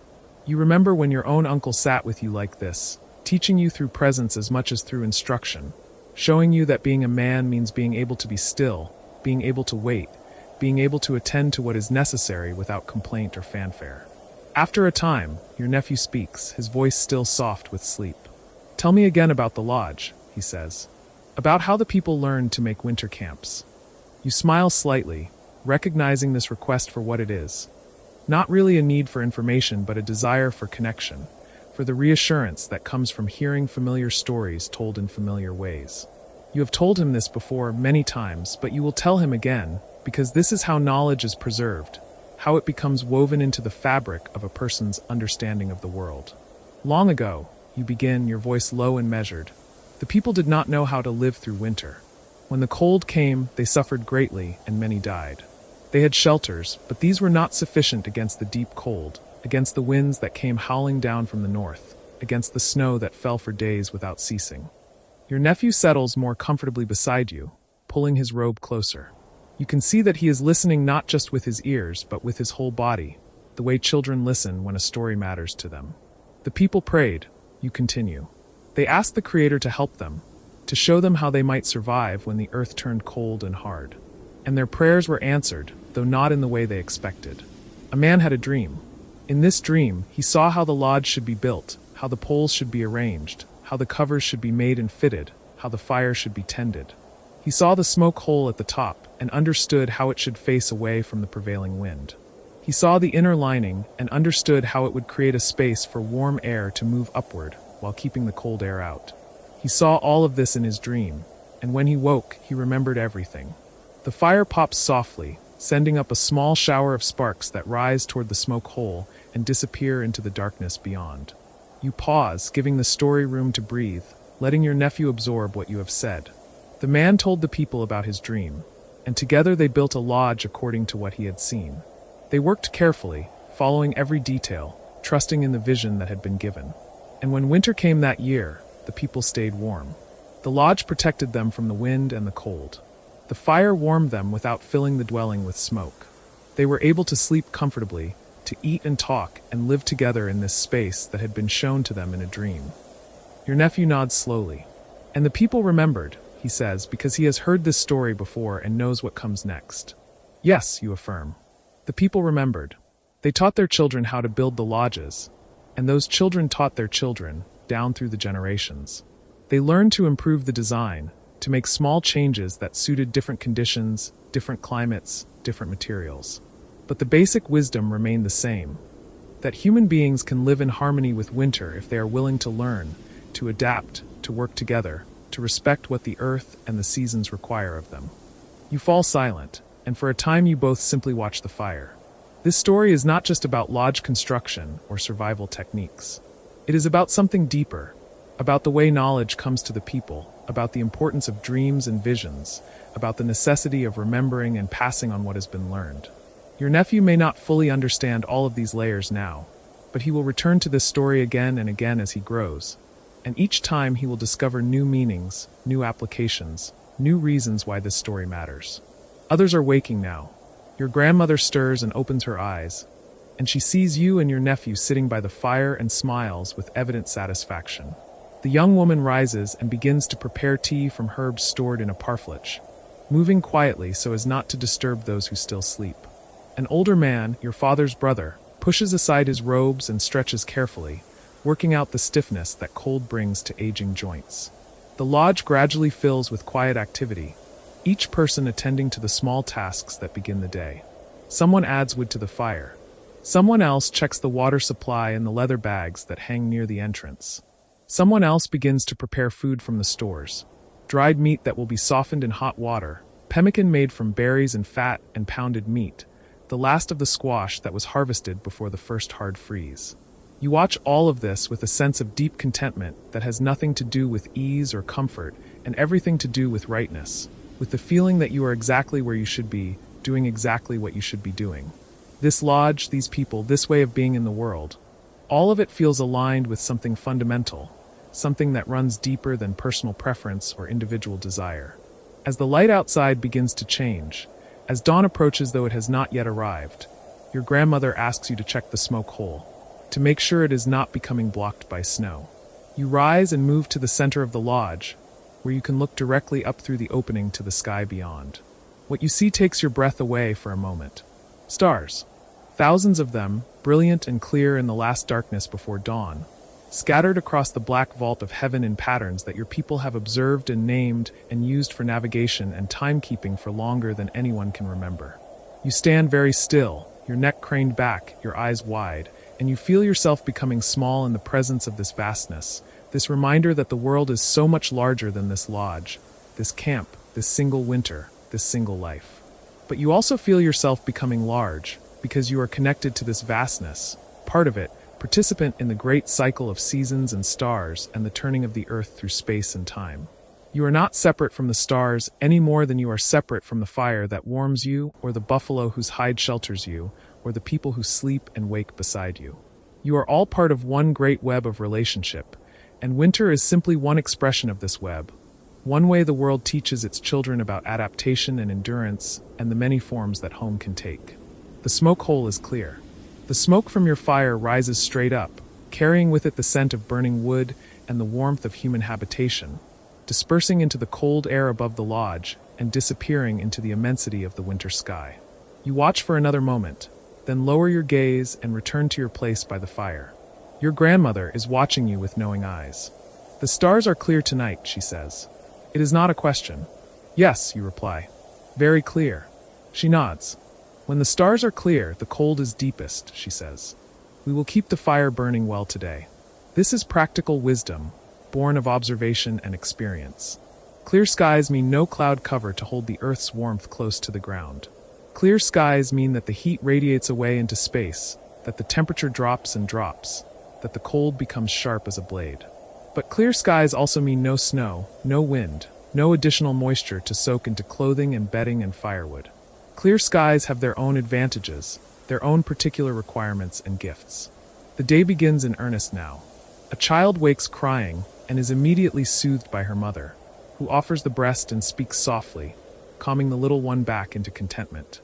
Two young men begin to discuss whether they should venture out to check the snares they set 2 days ago, weighing the possibility of fresh rabbit meat against the energy that would be expended in the cold. An old woman asks for help adjusting her sleeping place, which has developed an uncomfortable hollow during the night. You participate in all of this, moving from task to task with the easy familiarity that comes from living in close quarters with the same people day after day, week after week, moon after moon.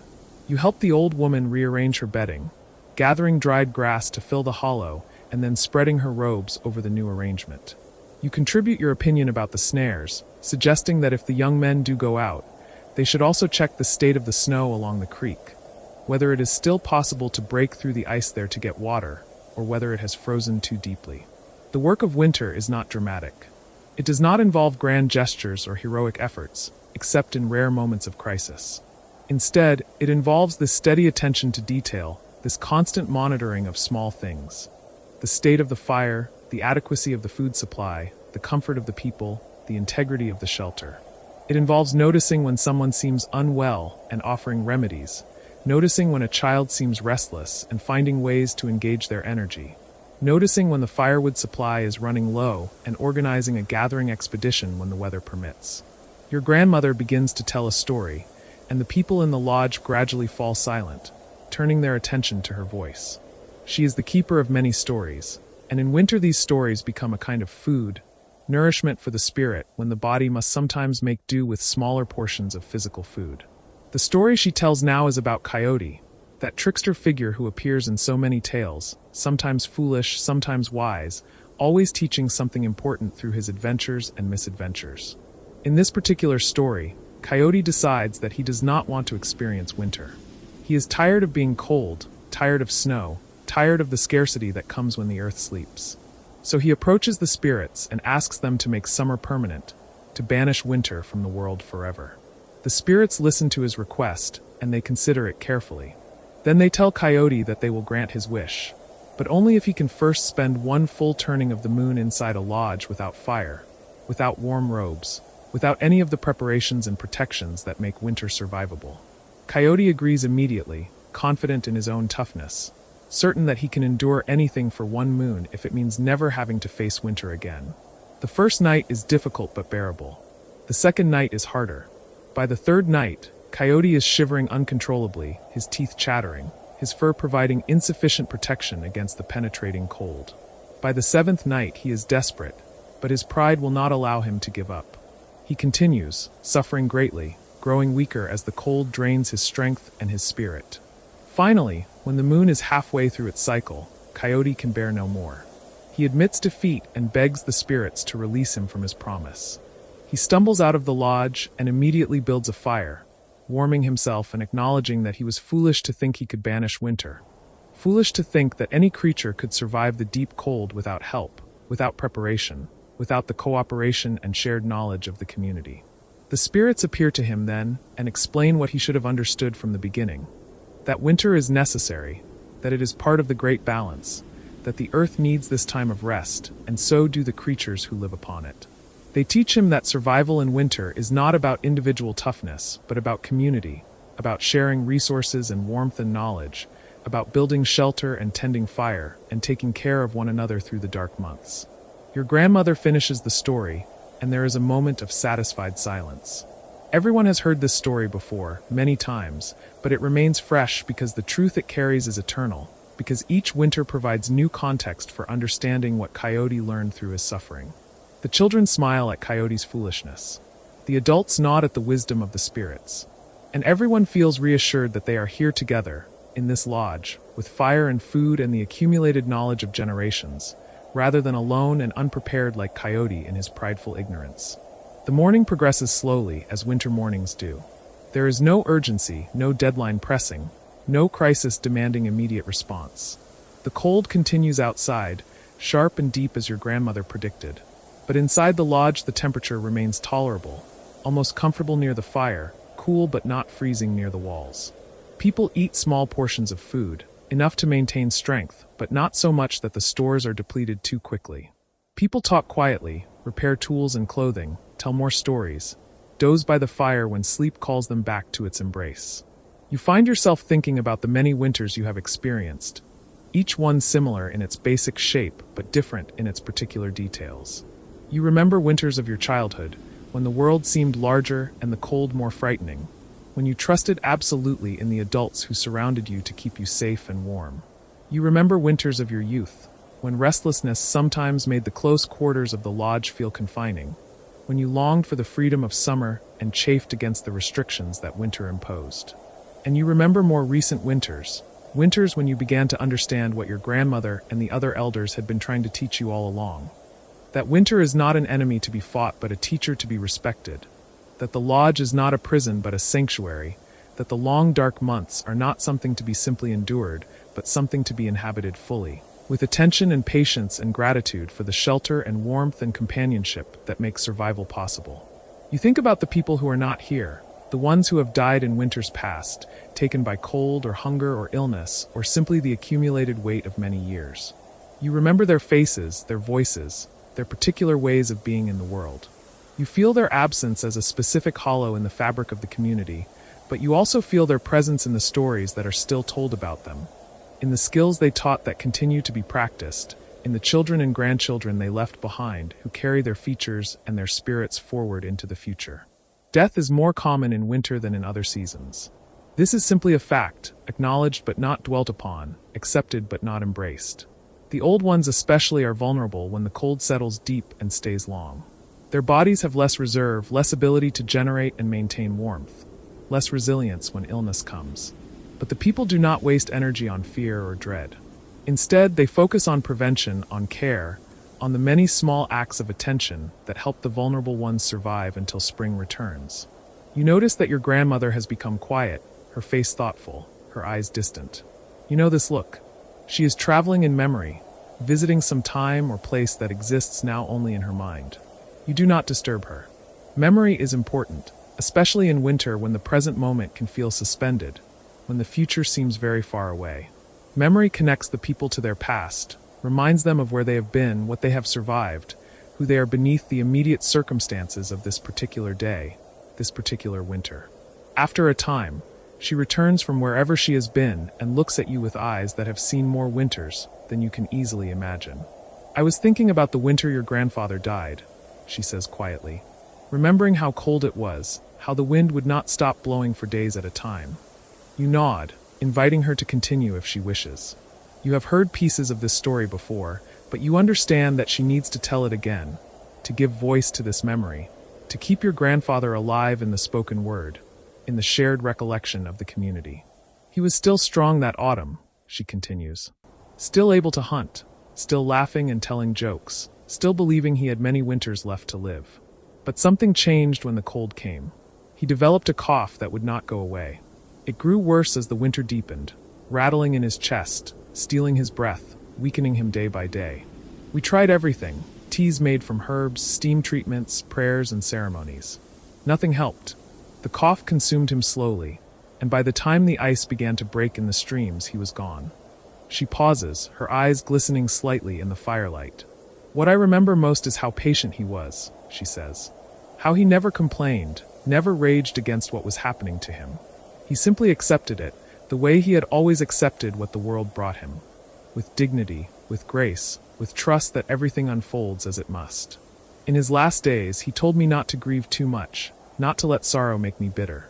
He said he had lived a good life, had known love and friendship, and the satisfaction of contributing to the people's welfare. He said he was ready to move on to whatever comes next.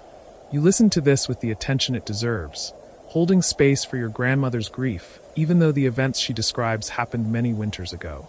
Grief does not follow a straight line. It circles back, resurfaces, demands acknowledgement even when you think you have long since come to terms with your loss.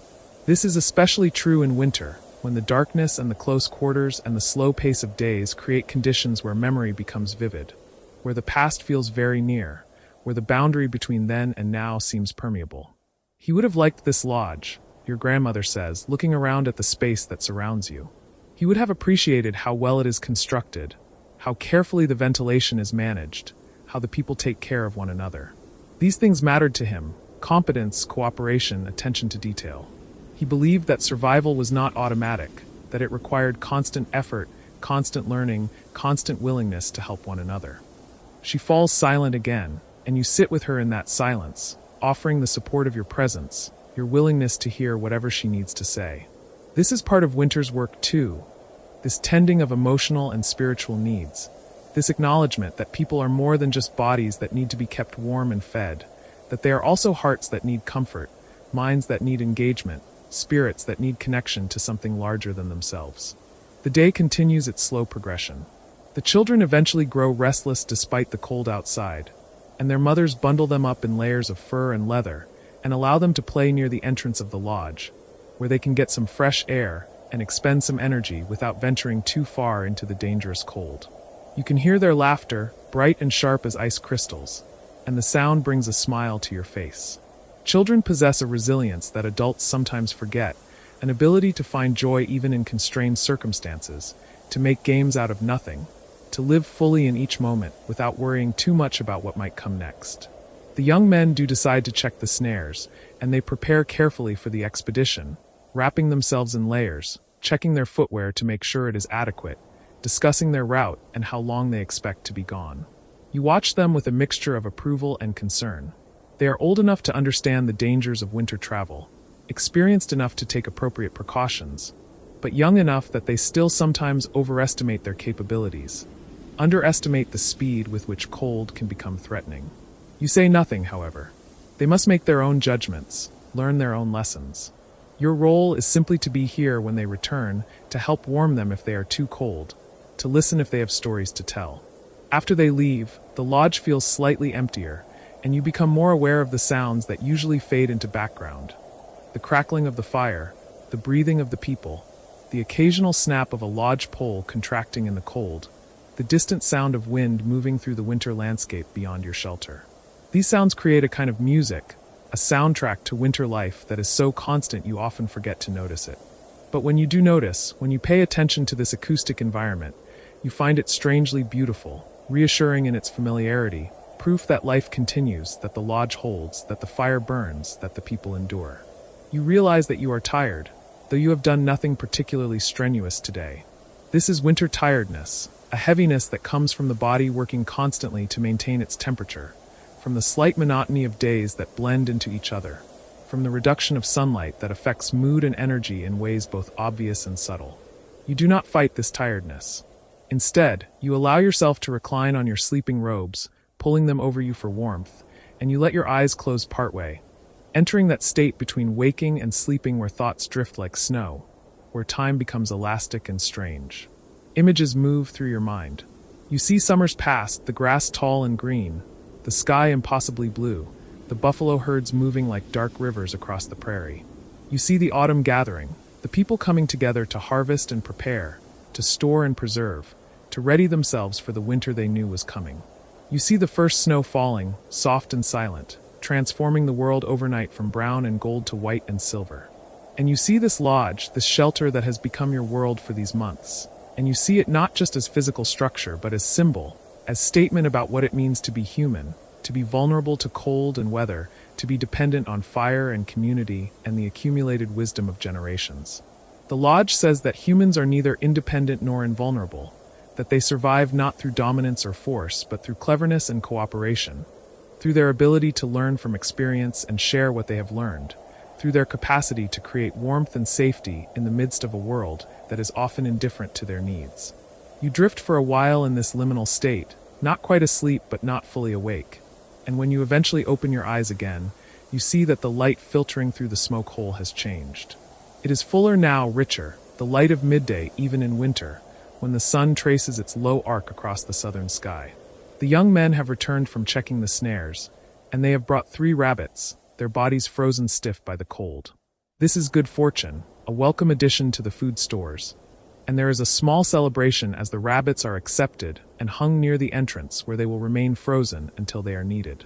The young men's faces are red from the cold, their breath still coming in visible puffs, and they crowd close to the fire, extending their hands toward the warmth, stamping their feet to restore circulation. They describe the world outside. The snow is crusty on top, they report, firm enough in places to walk on without breaking through, but still soft enough in other places that you sink to your knees with each step. The cold is intense, sharp enough to make breathing painful if you inhale too quickly. But the sky is still clear, the sun bright even if its warmth is minimal, and there is a kind of stark beauty to the winter landscape that makes the difficulty of moving through it almost worthwhile. You listen to their report with interest, filing away the information they provide. The condition of the snow matters. It affects travel, affects the ability to hunt if hunting becomes necessary, affects the behavior of animals who must also survive the winter somehow. The continued clear weather is both blessing and curse. No new snow to trap people in their lodges, but also continued cold, continued drain on energy and resources. Food is prepared from the stored supplies, and people eat their midday meal in small groups, talking quietly, sharing observations and stories. The rabbits will be saved for a later meal, their frozen flesh a guarantee that they will not spoil, a small insurance policy against future hunger. For now, there is enough dried meat and pemmican and the remaining stores of plant foods to feed everyone adequately if not lavishly. You eat slowly, savoring each bite, aware that food is precious in winter, that nothing should be wasted, that gratitude for what you have is more appropriate than longing for what you do not have. The meat is tough, requiring careful chewing, but the fat content is good, and you can feel the energy spreading through your body as you eat. The pemmican provides a different kind of satisfaction, sweet from the berries, rich from the fat, dense with concentrated nutrition that sustains life when fresh food is unavailable. After eating, you feel a renewed sense of energy, and you decide to spend some time working on a project you have been slowly completing throughout the winter. A new pair of winter moccasins, carefully constructed from buffalo hide with rabbit fur lining, sewn with sinew that has been processed to be both strong and flexible. This work is meditative, requiring attention but not intense concentration, leaving room for thought and conversation, and the pleasant sense of creating something useful with your hands. Your grandmother watches you work for a while, then nods with approval. Your stitching has improved, she observes.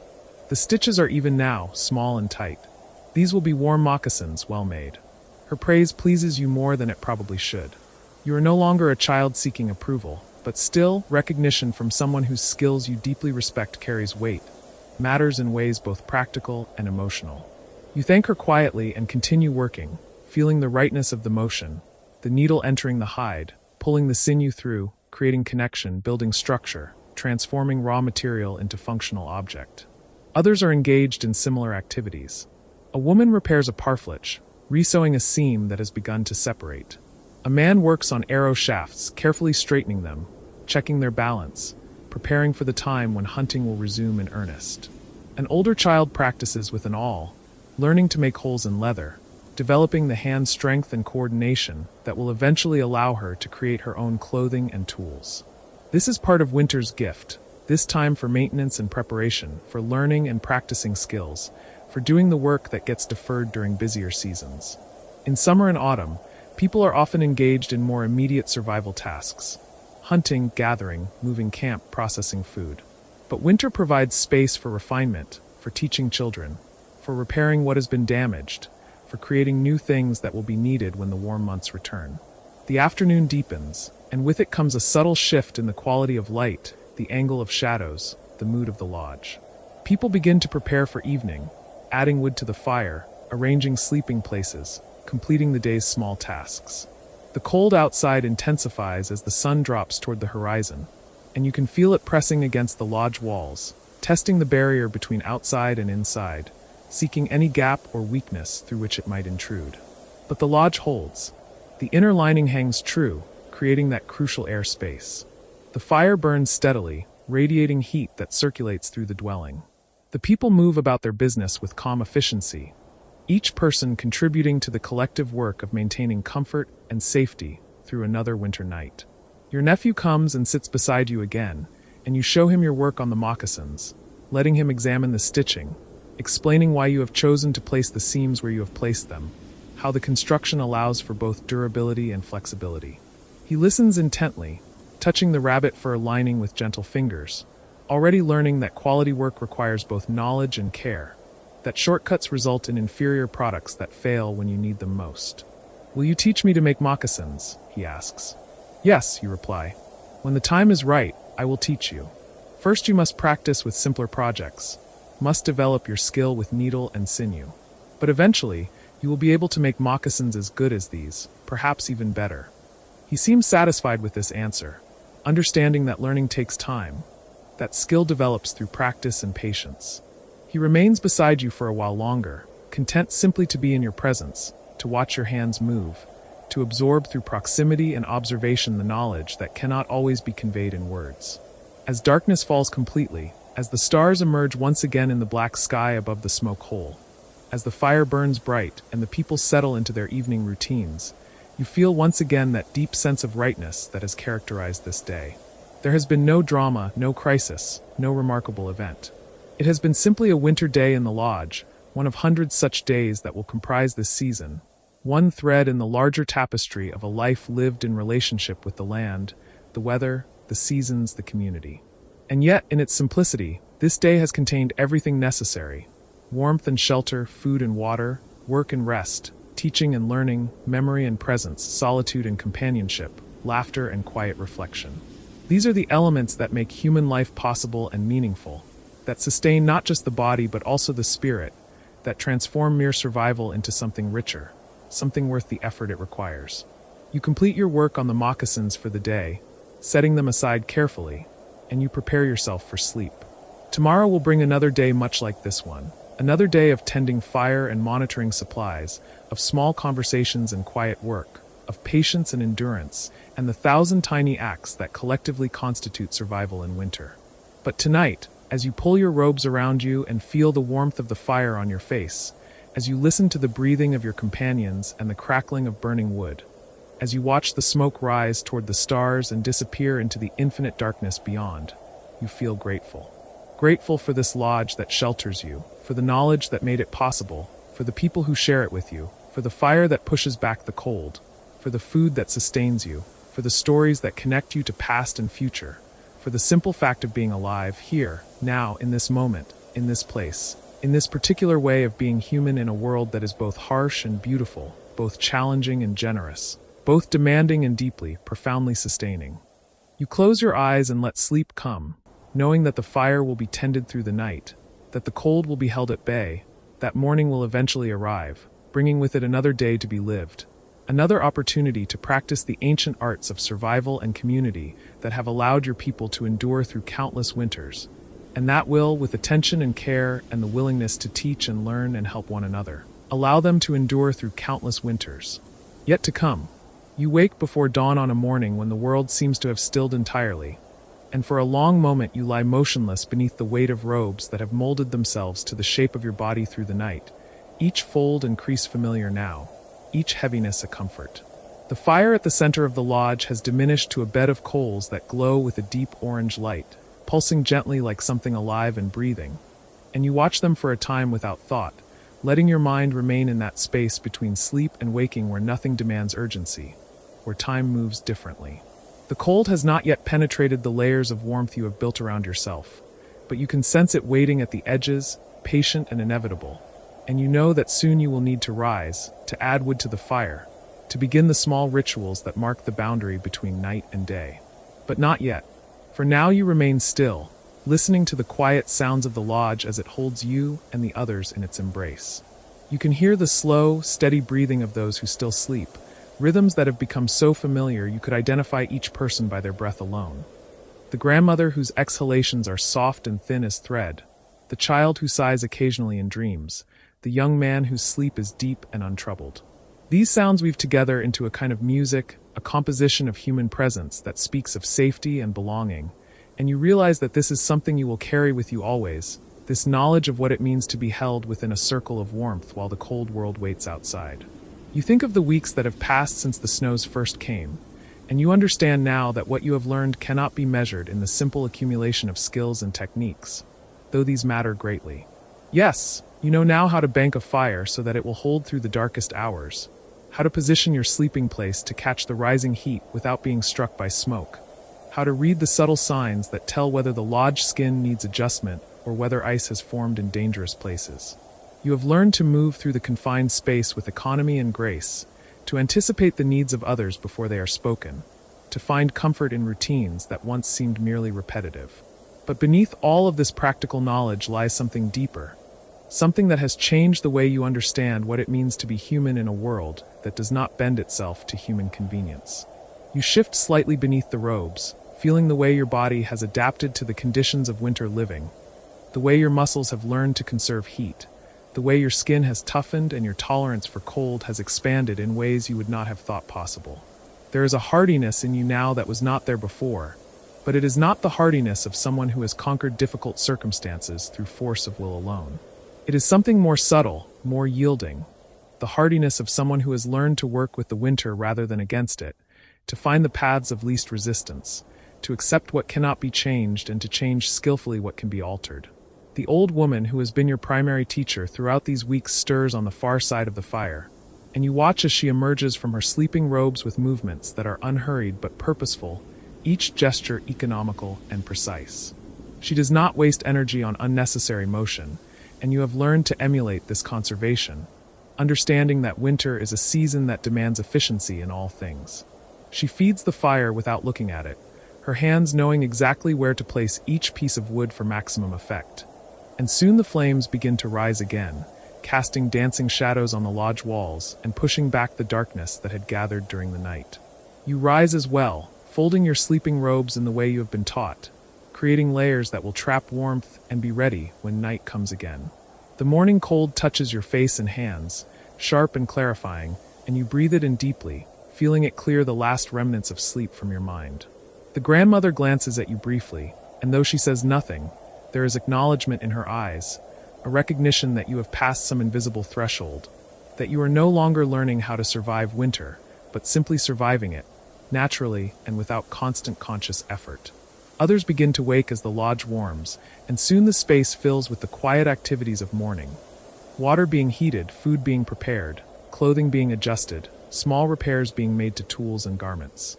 You take your place in this web of activity, your hands moving through tasks that have become automatic, and you find a deep satisfaction in this, in being part of a system that functions smoothly, because each person understands their role and executes it without fanfare or complaint. The child who has been your companion in many small adventures throughout the winter emerges from the nest of robes where she sleeps with her mother, and her eyes find yours immediately, bright with the question of what this new day might bring. You smile at her, and though the deepest cold of winter still holds the land in its grip, and there is no possibility of ranging far from the encampment, you know that there will be small discoveries to make, small joys to find in the limited world available to you. She comes to sit beside you as you eat the morning meal, a warm mush made from pounded roots and dried berries, flavored with a bit of fat that makes it satisfying in a way that goes beyond mere nutrition, and you share your portion with her, as has become your custom. "Tell me about the spring," she says quietly, and you understand that she is not asking for information but for comfort, for the reminder that winter, though it seems eternal in its present intensity, is not actually endless. You think carefully before responding, wanting to give her something true rather than simply pleasant. "When spring comes," you say slowly, "the first thing you notice is not warmth but water. The snow begins to melt, slowly at first and then faster, and water runs everywhere, dripping from the lodge poles, streaming across the frozen ground, gathering in hollows and depressions. The sound of it is constant, a kind of music that tells you the world is changing, waking up from its long sleep. And with the water comes mud, deep and clinging, and for a while everything becomes more difficult rather than easier, because you cannot walk anywhere without sinking, without your moccasins becoming heavy and sodden. The child listens intently, her eyes fixed on your face, and you can see her imagining this future world, so different from the frozen landscape that is all she has known for months now. But after the mud comes the green. You continue, so suddenly that it seems to happen overnight, though really it takes days and weeks. The willow buds swell and burst, and then there are leaves, tender and bright, and the grass pushes up through the old dead growth. And everywhere you look there is this green, this impossible green, more vivid than anything you remembered. And the air smells different. It smells of growing things, of earth and water and life returning. The birds come back, filling the sky with their calls and their wings, and the rivers run full and fast with snowmelt. And there is so much noise after the quiet of winter that it almost feels overwhelming at first. But then you adjust and you remember that this noise is what the world sounds like when it is fully alive.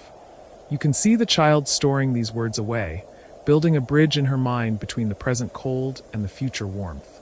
And you hope that you have given her something useful, something that will make the remaining weeks of winter more bearable. The grandmother has been listening while she works, and now she speaks without turning from her task. Spring is good, she says, but winter teaches what spring cannot. Spring is generous, asking little and giving much. Winter demands everything and gives only what you earn through attention and effort. Both are necessary. Both shape us. You feel the truth of this settling into your bones, and you nod even though the old woman is not looking at you. The child considers this in silence, her small face serious, and you wonder what she understands of it, what she will carry forward into her own life. As the morning progresses and the lodge grows warmer, you undertake the task that you have been postponing for days. The repair of your winter moccasins, which have worn thin in places and need reinforcement if they are to last until the snow finally retreats. You work with strips of hide that have been carefully softened and shaped, and with sinew that has been prepared through long and patient effort. And as your hands move through the familiar motions of stitching, you find your mind drifting back across the weeks and months, tracing the path that has brought you to this moment. You remember your first night in the winter lodge, how alien everything seemed, how uncomfortable you were with the smoke and the confinement, the lack of privacy, the constant proximity of other bodies. You remember how you struggled with tasks that now seem simple, how you made mistakes that seemed catastrophic at the time but were merely part of learning, how you felt certain some nights that you would not survive until morning, that the cold would find its way through all the barriers you had erected against it. But you did survive night after night, and with each survival came knowledge, and with knowledge came confidence. And now you sit here repairing your moccasins with steady hands, your body warm and comfortable, your mind at ease, and you understand that you have been changed in ways both small and large by this experience of winter. You have learned patience and endurance, yes, but also something more fundamental. You have learned that human beings are capable of creating spaces of warmth and safety, even in the most hostile environments, that community and knowledge and careful attention can build something stronger than stone, something that exists not in physical permanence, but in the continuous renewal of small actions repeated with care and purpose. The young hunter who has been out checking the trap lines returns as the morning reaches its midpoint, bringing with him a blast of cold air and the news that several traps have yielded rabbits. There is quiet satisfaction in the lodge at this news. Not excitement or celebration, for the catch is modest and expected, but a solid sense of rightness, of the world continuing to provide what is needed if one knows where to look and how to ask. The rabbits will be skinned and buttered and cooked, their meat adding precious protein to the communal meals, their furs saved to be worked later into useful items. Nothing will be wasted, every part will be used, and this efficiency of use is not born of scarcity anxiety, but of respect, of understanding that every creature that gives its life deserves to have that life honored through complete and thoughtful use. You help with the preparation of the rabbits, a task that requires both skill and a certain kind of attention that does not flinch from the reality of death, but accepts it as part of the necessary cycle of sustenance. The child watches from a distance, not yet ready to participate fully, but learning through observation, and you remember that this too is part of winter teaching. The understanding that survival requires us to be both gentle and fierce, capable of tenderness and capable of doing what must be done, holding both capacities in balance. As you work, the grandmother tells a story, her voice settling into the rhythmic cadence that signals the formal telling of something important, something that carries meaning beyond the simple sequence of events it describes. The story is about a winter long ago when the snows came early and stayed late, when the game grew scarce and the stored food ran low, when people were tested to the very limits of their endurance. It is not a story with a hero who saves everyone through individual courage or cunning, but rather a story of collective survival, of a community that held together when everything argued for fragmentation, that shared what little remained when hoarding would have been easier, that maintained the ceremonies and the care for one another even when it seemed that there was nothing left to give. They survived, the grandmother says, her hands never pausing in their work. Not because they were stronger than other people, not because they were luckier or more favored by the spirits, but because they remembered that they were not separate individuals fighting separate battles. They were one body with many parts, and as long as the body stayed whole, as long as each part continued to serve the others, they would endure. And they did endure, though it was hard, though there were losses and grief. When spring finally came and the green returned to the world, they were still there, still together, and that was the victory that mattered. You listen to this story and you understand that it is being told not merely as history, but as instruction, as a reminder of principles that remain relevant regardless of how much time has passed. The lodge grows quiet after the telling, each person absorbed in their own thoughts, and you feel the weight of what has been transmitted. Not just information, but a way of being in the world, a way of understanding your place in the great web of relationships that sustains all life. The afternoon brings a change in the weather, subtle at first, but unmistakable to those who have learned to read the signs. The quality of light shifts, becoming slightly less harsh, and the wind that has been blowing steadily for days begins to drop, the air growing stiller. The grandmother stands and moves to the entrance of the lodge, pulling aside the inner door just enough to look out at the sky. And when she returns, there is something different in her bearing, a tension that was not there before. "Storm coming," she says simply, and though there is no alarm in her voice, everyone in the lodge responds immediately, each person moving to their assigned tasks in the preparation protocol that has been practiced so many times it unfolds like a well-rehearsed ceremony. You help secure the smoke flaps, checking the bindings that hold the lodge cover tight against the frame, making sure that every potential gap is sealed. Others bring in additional fuel for the fire, stacking it where it will stay dry and be easily accessible through the long hours ahead. Water is drawn and stored inside the lodge. Food is prepared in quantities sufficient to last several days without the need to venture outside. As you work, you feel not fear but a kind of heightened presence, an intensification of awareness that brings everything into sharp focus. This is what the winter has taught you. Not the absence of danger, but the proper relationship to it, the understanding that preparation and attention are the correct responses rather than panic or denial. The storm will come because storms come, and you will weather it because you have built the skills and the systems necessary to do so, and there is a kind of fierce joy in this, in knowing that you are equal to what the world will ask of you.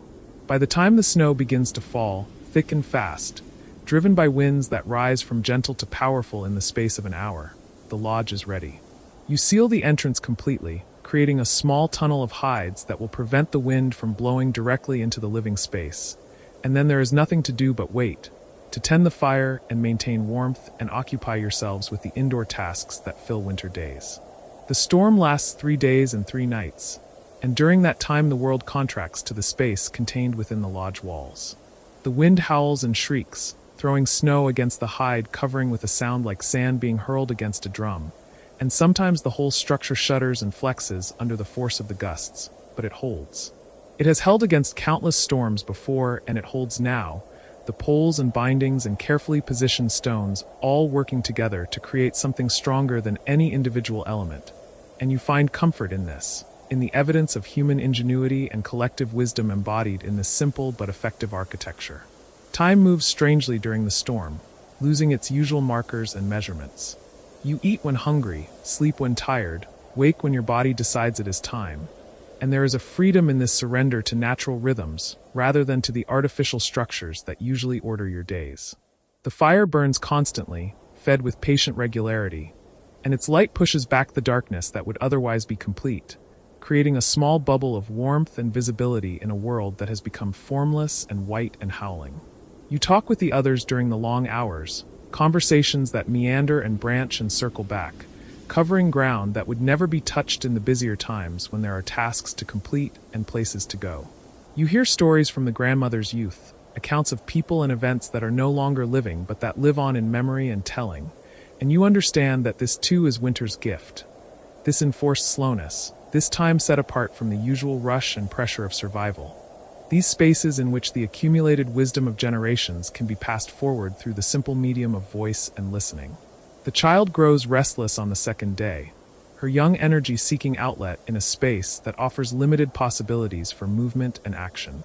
You see the grandmother watching her, and you wonder if she will reprimand the child for her fidgeting, but instead the old woman reaches for a hide bag and draws from it something you have not seen before. A collection of small carved figures, animals and people rendered in wood and bone with extraordinary skill and attention to detail.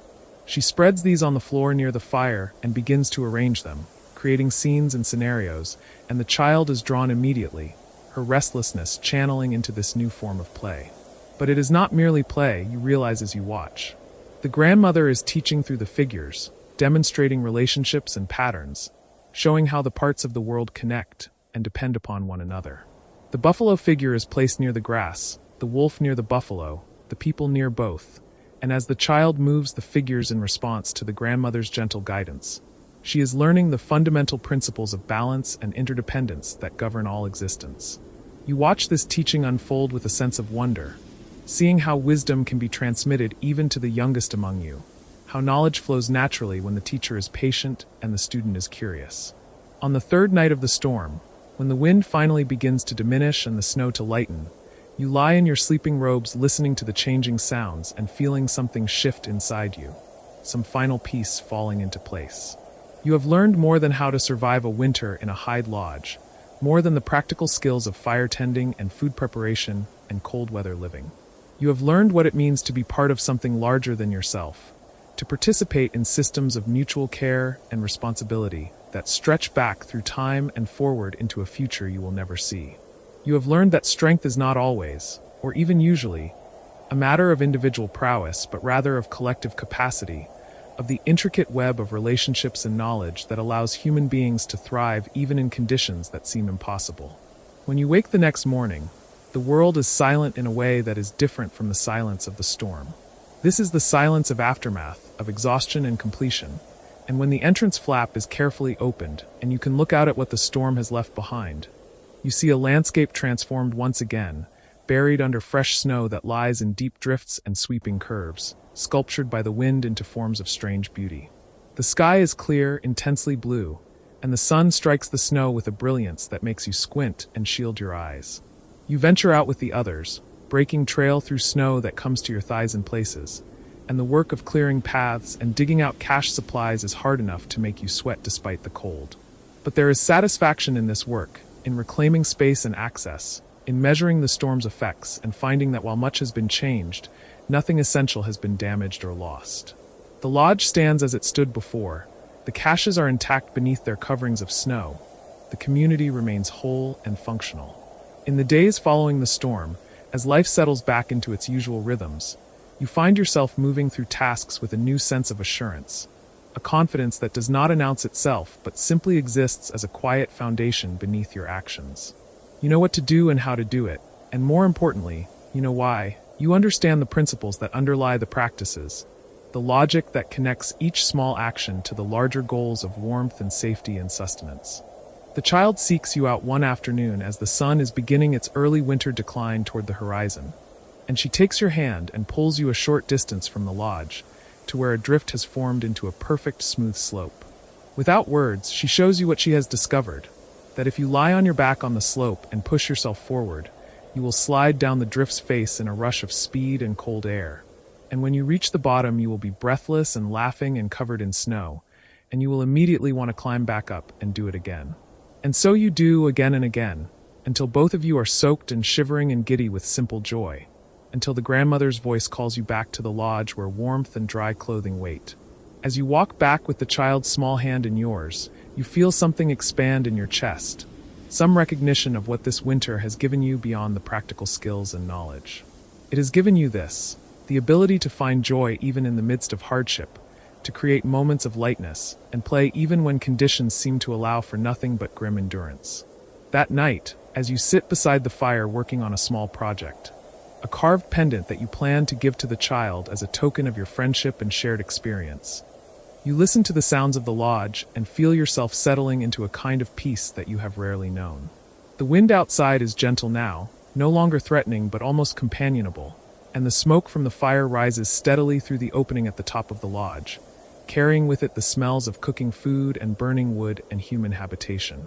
You think about the person you were before winter came, before you entered this lodge and began this season of learning, and you understand that while that person still exists within you, they have been changed, deepened, expanded by experience and teaching and the slow accumulation of understanding.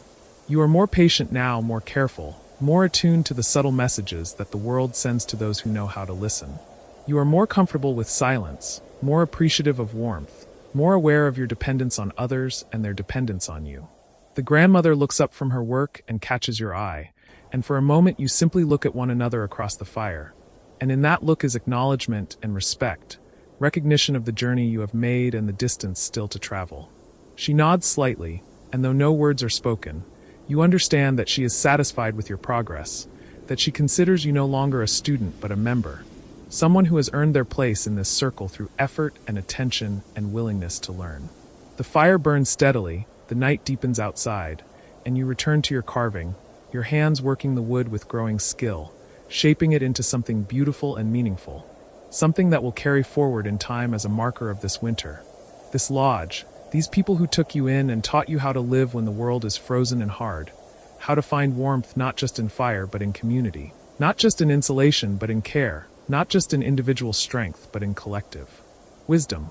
And as your hands work and the fire crackles and the night surrounds the lodge with its cold embrace, you feel yourself becoming part of the story that will be told when this winter has passed, part of the long history of people who learned to thrive in places that seemed too harsh for human life, who built systems and structures and knowledge that allowed not just survival but dignity, not just endurance but grace. And you are grateful beyond words for having been given this opportunity, this gift of learning what it truly means to live with skill and courage and compassion in a world that demands everything and gives back only what you earn through attention and care and the steadfast maintenance of the small but essential acts that keep warmth alive in the heart of cold.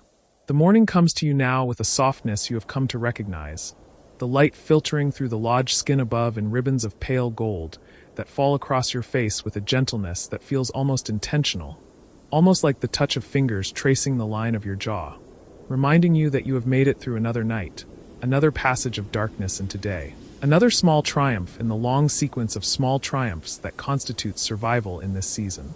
You lie still for a moment, wrapped in your robes, feeling the warmth that has accumulated around your body through the night, the cocoon of heat that your own flesh has generated and that the buffalo hide has held close, and you breathe slowly, deeply, tasting the air of the lodge that is no longer sharp with cold, but tempered now by the fire that someone, probably your aunt, who rises before everyone else, has already rebuilt from the embers that never quite died, the flames that persist, through everything that outlasts the darkness.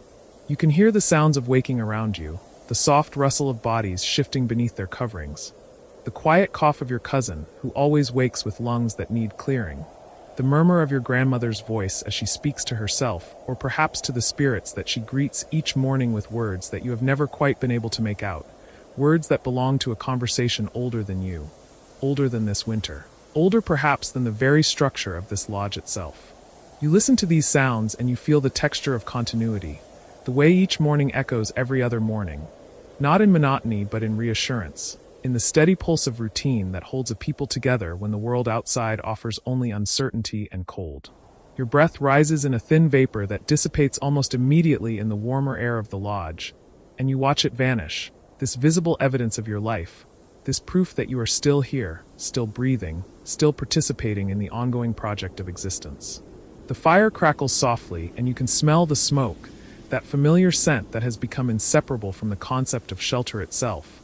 The smell that means home, that means safety, that means the presence of other human beings who share your commitment to staying alive, to making it through to the other side of this season. You sit up slowly, letting the cold air touch the parts of you that were warm, accepting the small shock of transition that comes with every movement in winter, every shift from one state to another. Your body feels stiff from sleep but not painful, just tight in the way that muscles become when they have been still for hours. And you stretch carefully, feeling the architecture of your skeleton, the way your bones fit together, the hinges of your joints, the cables of your tendons. You are aware of your body in a way that summer never requires, conscious of every part of yourself as a thing that must be maintained, protected, kept functional through the lean months. The other members of the lodge are beginning to move now, rising one by one, folding their sleeping robes with practiced efficiency, making space for the day's activities in the limited area that contains all of your shared life. Your mother is already up, working beside your aunt to prepare the morning meal, and you see her hands moving through tasks that require no conscious thought, the muscle memory of 10,000 mornings guiding her fingers as she portions out the food that will sustain everyone through the day ahead. Her face in the firelight looks peaceful, settled, as though she has made some permanent accommodation with the hardships of winter and found a kind of contentment in that acceptance. You stand and move toward the fire, drawn by its warmth, by the promise of heat that never loses its appeal no matter how many times you experience it. The lodge floor beneath your feet is cold but not unbearable, the earth having reached some equilibrium with the season, some agreement about how much cold it will absorb and how much it will resist. You add your presence to the small circle around the fire and someone, your sister, hands you a warm stone wrapped in leather, a portable piece of heat that you hold in your palms, feeling the warmth radiate through your fingers, up your wrists, into your arms. The meal is simple but sufficient, the food that appears each morning through some miracle of careful rationing and strategic preservation, the dried meat and pemmican and winter roots that have sustained your people through countless cold seasons. You eat slowly, mindfully, aware of each bite as fuel, as medicine, as the raw material from which your body will manufacture another day of warmth and movement and thought. The taste is familiar to the point of being almost invisible, but you attend to it anyway, making yourself notice the texture, the subtle flavors, the way your teeth break down the food and your tongue moves it through your mouth, the whole mechanical process that transforms stored summer into present winter survival. Around you, the conversation is quiet, subdued in the way of morning talk, voices that have not yet fully awakened, thoughts that are still finding their shape in language. Your uncle speaks about the weather, his predictions for the day based on the quality of the dawn light, the feel of the air, the behavior of the dogs outside who are beginning to stir and whine for their own feeding. He thinks it will stay clear, cold but calm, a good day for checking snares, for gathering more wood, for the small outdoor tasks that winter weather sometimes permits. You finish eating and help with the cleaning, the careful wrapping of leftover food, the storing of implements, the constant maintenance that keeps a lodge organized and functional. Everything has its place, and every place is known to everyone, this shared knowledge that prevents confusion, that allows 6 or 7 or 8 people to live in a space barely large enough for their bodies, let alone their possessions. You have learned the discipline of minimalism, of keeping only what serves a purpose, of making every object earn its right to exist within the limited volume of this winter home. When the morning tasks are complete, you dress for outside, layering yourself in the furs and hides that will protect you from the cold. The process is methodical, each piece added in the correct sequence, each fastening checked and secured. Your hands know the work without supervision, pulling and tying and adjusting until you are encased in warmth, transformed from a vulnerable human into something more resilient, more adapted, a creature of winter rather than a victim of it. You step through the entrance into the morning, and the cold receives you with its customary impartiality, neither welcoming nor hostile, simply present, a fact as fundamental as gravity. The sun is higher now, casting long blue shadows across the snow, and the world outside the lodge looks clean and spare, reduced to its essential elements of white and brown and the pale sky overhead. You can see the smoke rising from other lodges, dozens of thin columns that rise straight up in the still air, proof of other fires, other families, other small circles of warmth persisting in the cold. The village is waking around you, people emerging from their shelters, voices calling greetings, children who somehow still find the energy to run and play despite the cold, despite the limitations of winter. You watch them for a moment, these small figures bundled in their own layers of fur, their faces barely visible, and you remember being that young, being able to find joy in the simple fact of snow, the way it crunched underfoot, the way you could write your presence on the world just by walking through it. You walk through the village slowly, your breath forming clouds that trail behind you like visible thoughts. Your destination is not urgent, just one of the errands that fill winter days, the checking of something, the fetching of something, the visiting of someone. The details matter less than the act itself, the commitment to remaining active, to not surrendering to the temptation of hibernation, of simply staying wrapped in robes by the fire until spring arrives. Winter survival is as much about maintaining momentum as it is about staying warm, about keeping the human spirit engaged and purposeful when the natural world offers so little stimulation. You pass the lodge of your friend, the one who knows the stories, and you see him outside, working on a tool, his hands steady despite the cold, his focus absolute. He looks up as you approach, and his face creases into a smile, that expression of recognition and connection that feels especially valuable in winter, when so much of life is internal, private, hidden beneath layers of clothing and shelter. You stop and speak with him, not about anything important, just the small exchanges that maintain the web of relationship, that remind both of you that you are part of something larger than your individual struggles. He tells you that his grandmother is planning another story circle soon, perhaps in 2 nights, and he hopes you will come, and you say that you will, that you look forward to it, and you mean it, because those gatherings have become one of the anchors of your winter existence, one of the things that makes the season bearable, even meaningful. The stories are not just entertainment but instruction, not just the past but the future, the accumulated wisdom of survival that gets passed from generation to generation in the warm darkness of a winter lodge. You continue your walk, moving between the lodges with their familiar shapes, their subtle differences that allow you to identify each one, to know who lives where, who shares space with whom. The village in winter is like a single organism, each lodge a cell, each family a function, all of it working together in some complex coordination that no one fully controls but everyone maintains. You are part of this organism, one small component of a larger survival strategy that has proven itself over centuries, over millennia, a way of being human that works even when the world becomes inhospitable. The air is very cold against your face, the only part of you that remains exposed, and you feel the sting of it on your cheeks, your nose, the tender skin around your eyes. This is the price of visibility, of being able to see where you are going, and you pay it without complaint because the alternative, walking blind through winter, is unthinkable. Your eyes water slightly from the cold, and you blink the tears away, these small drops of salt water that your body produces automatically to protect the delicate surface of your vision.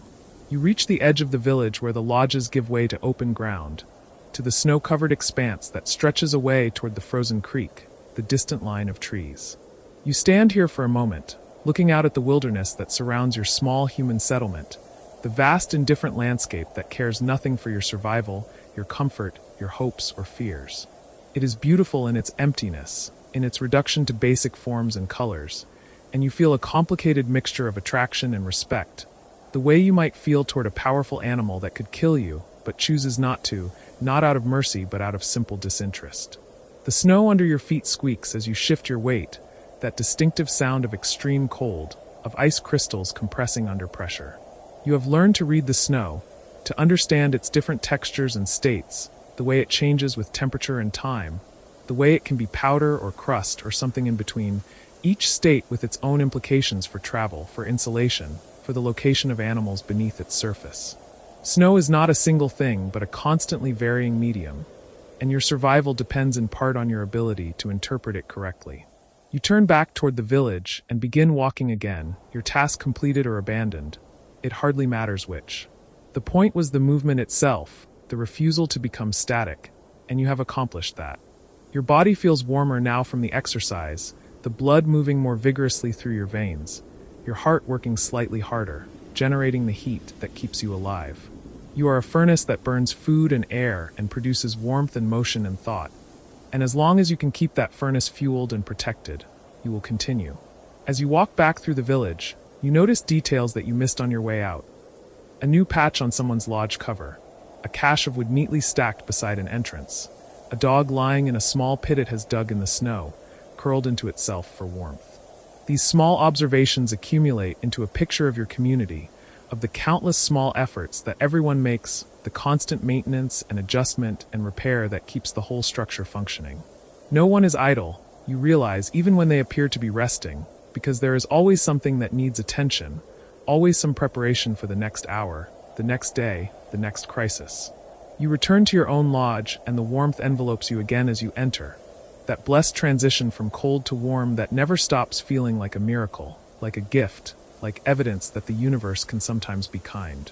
You remove your outer layers and hang them in their designated spot, shaking off the small amount of frost that has accumulated on the fur, watching the crystals fall and vanish, transformed from solid to vapor by the heat of the fire. Your grandmother is singing softly to herself, one of the old songs, the ones that are not quite words but something more fundamental, sound that carries meaning in its rhythm and melody rather than its syllables. You listen without trying to understand, letting the song wash over you, becoming part of the lodge's atmosphere, mixing with the smoke and the warmth and the smell of the fire.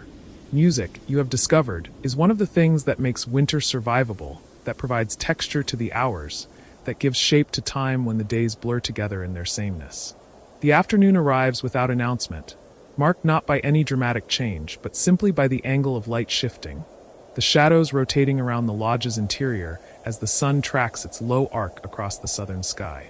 You sit working on a small project, the repair of a moccasin that has developed a weak seam, and your hands move through the familiar motions of needle and sinew, pulling the pieces back together, restoring integrity to something that had begun to fail.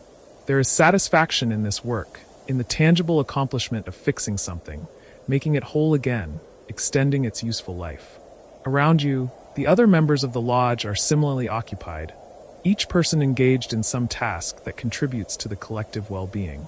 Your sister is working on a hide, scraping and softening, transforming a stiff piece of rawhide into something supple and usable.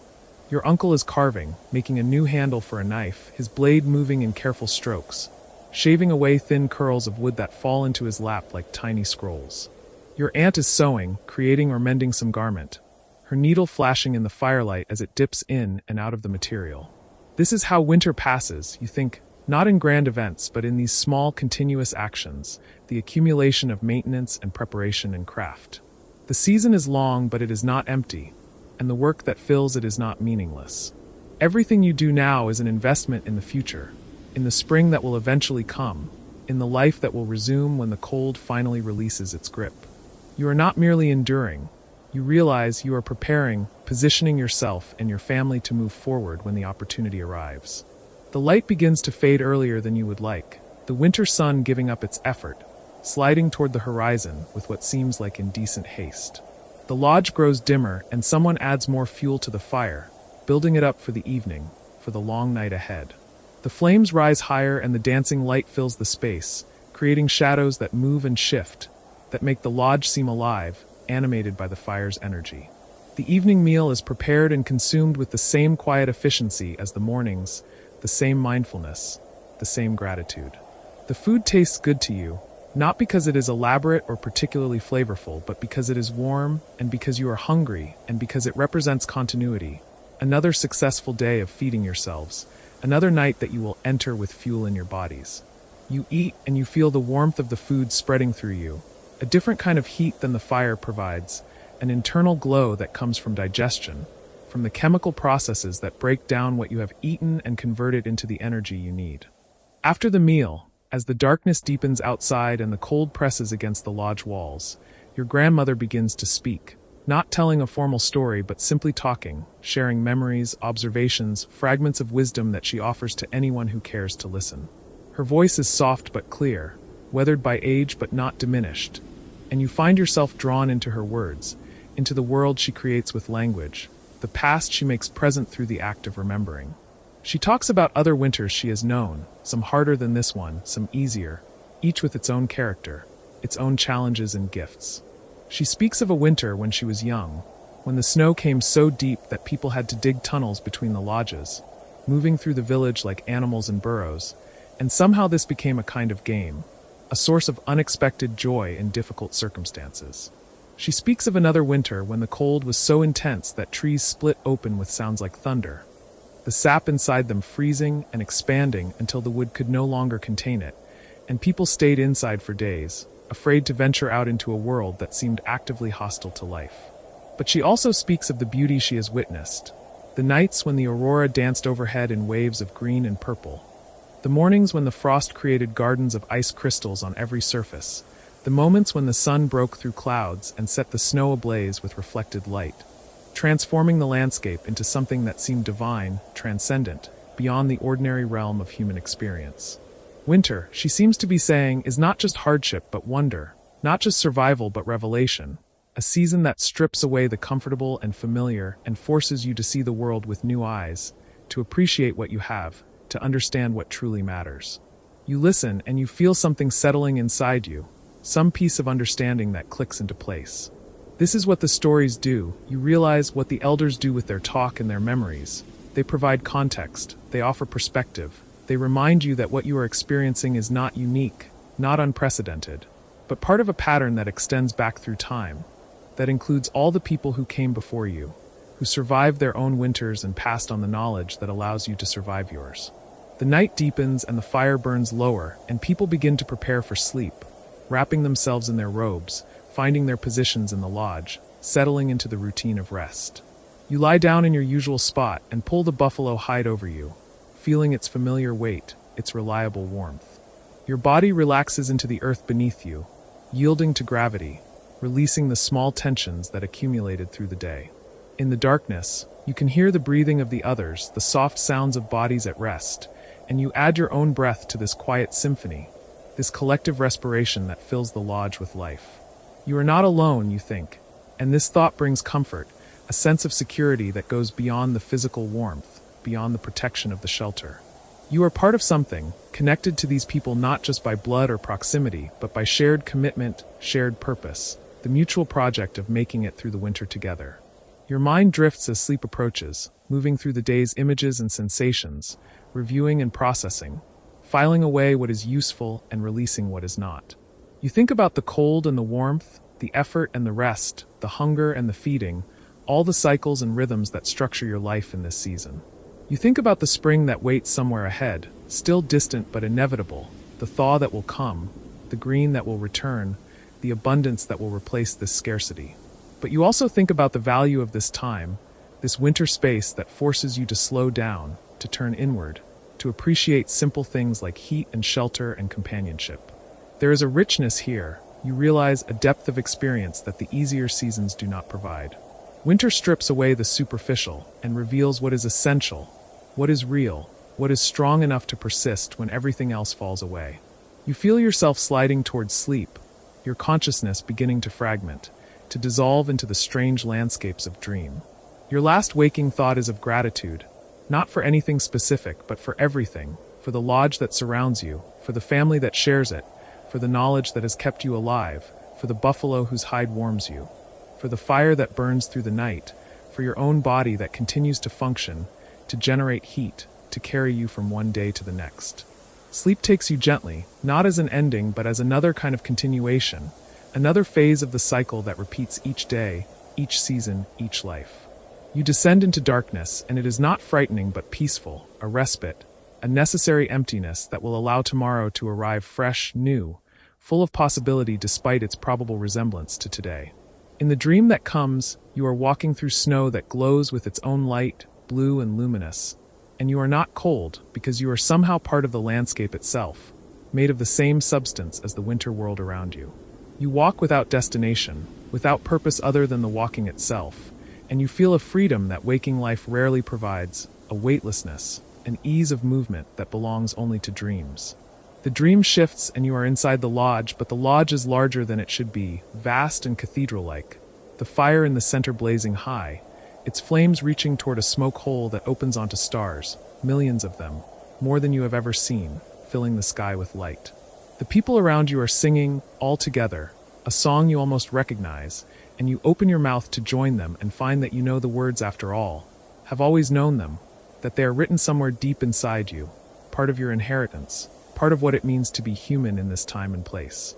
The dream continues, changing and shifting in the way dreams do, following a logic that makes perfect sense while you are inside it, but will evaporate upon waking, leaving only fragments, impressions, a mood that will color your morning without your quite knowing why. But within the dream, everything is coherent, everything fits, and you move through its landscapes with confidence, without fear, accepting each transformation as it comes. And then, without transition, without the falling sensation that sometimes marks the boundary, you are awake again, and it is morning and light is filtering through the lodge walls, and the cycle is beginning once more, another day, another opportunity to continue, to survive, to find meaning in the small acts that constitute a winter life. You lie still for a moment, reluctant to leave the warmth of sleep and robes, and you listen to the waking sounds around you, the same sounds as yesterday, as every day, and you find comfort in their familiarity, their predictability. The world outside may be harsh and uncertain, but the world inside this lodge is known, mapped, reliable in its patterns and rhythms. You breathe deeply and smell the smoke, the bodies, the hides, all the scents that mean home, and you accept the day that is beginning, welcome it even, because it is another day of life, another opportunity to participate in the ongoing project of existence. The winter will continue, for weeks yet, maybe months, but you have already made it this far, and each day that passes is one fewer that remains, one more step toward the spring that waits at the end of this cold passage. You sit up and the ritual begins again. The fire, the meal, the work, the small conversations, the maintenance of shelter and tools and relationships. The day unfolds with its tasks and its quiet moments, its small challenges and its minor triumphs, and you move through it with the practiced competence of someone who has learned to live in winter, who has adapted to its demands, who has found a way not just to survive, but to inhabit this season with something approaching grace. The hours pass and the light circles the lodge and the fire burns, and the work continues, and you realize that you have stopped thinking of this as endurance, as something to be gotten through.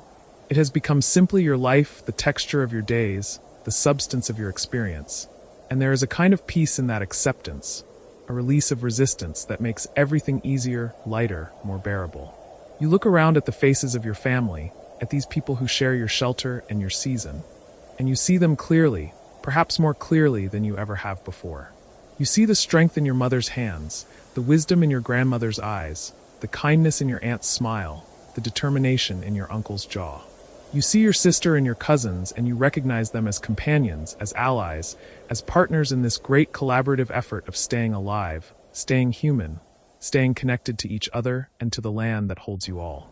And you see yourself reflected in them, in their acceptance of you, in the space they have made for you in this small world of hide and pole and fire. You are not alone, not isolated, not abandoned to face the winter by yourself.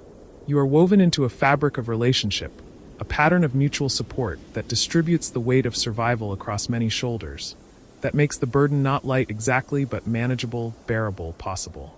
The afternoon comes and the light slants low and golden through the entrance, and you pause in your work to watch it, to notice the way it transforms the ordinary interior of the lodge into something beautiful, something worth preserving in memory. This moment, you think, this exact configuration of light and warmth and human presence, will never come again, not in exactly this way. And so you attend to it, you mark it, you store it away among the other precious things that make life worth living even in the hardest seasons. Evening arrives with its familiar rituals, its meal and conversation and gradual settling into rest, and you participate in each phase with attention, with awareness, with a sense of gratitude that has become your constant companion. You are grateful for the food and the fire and the shelter and the company, but you are also grateful for the more abstract things, for the knowledge that has been passed to you, for the strength of your body, for the resilience of your spirit, for the capacity to adapt, to learn, to find meaning in difficulty, to transform hardship into wisdom. Night falls and you lie down once again beneath your robes and you feel the now familiar weight and warmth, the reliable comfort that marks the boundary between day and night, waking and sleeping, effort and rest. You listen to the sounds of the lodge settling into darkness, the breathing deepening, the fire crackling softly, and you add your own stillness to this collective peace, this shared surrender to sleep. Your last thought before consciousness dissolves is not of spring or summer, not of the easier times that will eventually return, but of this moment, this exact present, this winter night in this warm lodge with these people who are your family, your tribe, your world. You are here, now alive, and that is enough, more than enough, it is everything. And you carry that knowledge with you into sleep, into dreams, into the darkness that holds all the possibility of tomorrow, of all the tomorrows that will come, each one a gift, each one another chance to wake and breathe and move through the world with wonder and attention and the quiet determination to continue, to persist, to survive not just physically but spiritually, emotionally, humanly, fully, completely, with all the grace and courage and love that you can muster in the face of cold and scarcity and the long dark nights that test but do not break you, that challenge but do not defeat you, that ask everything of you but give you also the strength to answer, to meet each demand with the resources that you did not know you possessed until winter revealed them, until the season stripped away all pretense and showed you who you really are, who you have always been, who you will continue to be long. After this winter ends, and the next one begins, and all the winters that will follow in the long chain of seasons that constitute a life, a lineage, a people who know how to sleep warm in tents when the world outside is frozen and hostile and unforgiving. who know how to make fire and share food and tell stories that carry truth from one generation to the next, who know that survival is not just a matter of technique, but of spirit, of maintaining connection, of holding on to humanity even especially when the circumstances would make it easy to surrender, to give up, to let the cold win. But you do not let it win. None of you do. And that choice, that refusal, that daily commitment to continue is what defines you. What makes you more than just animals seeking warmth. What makes you human in the fullest sense, awake to meaning, alive to love, present to beauty even in the harshest season. Even in the longest night, even here, even now, even always.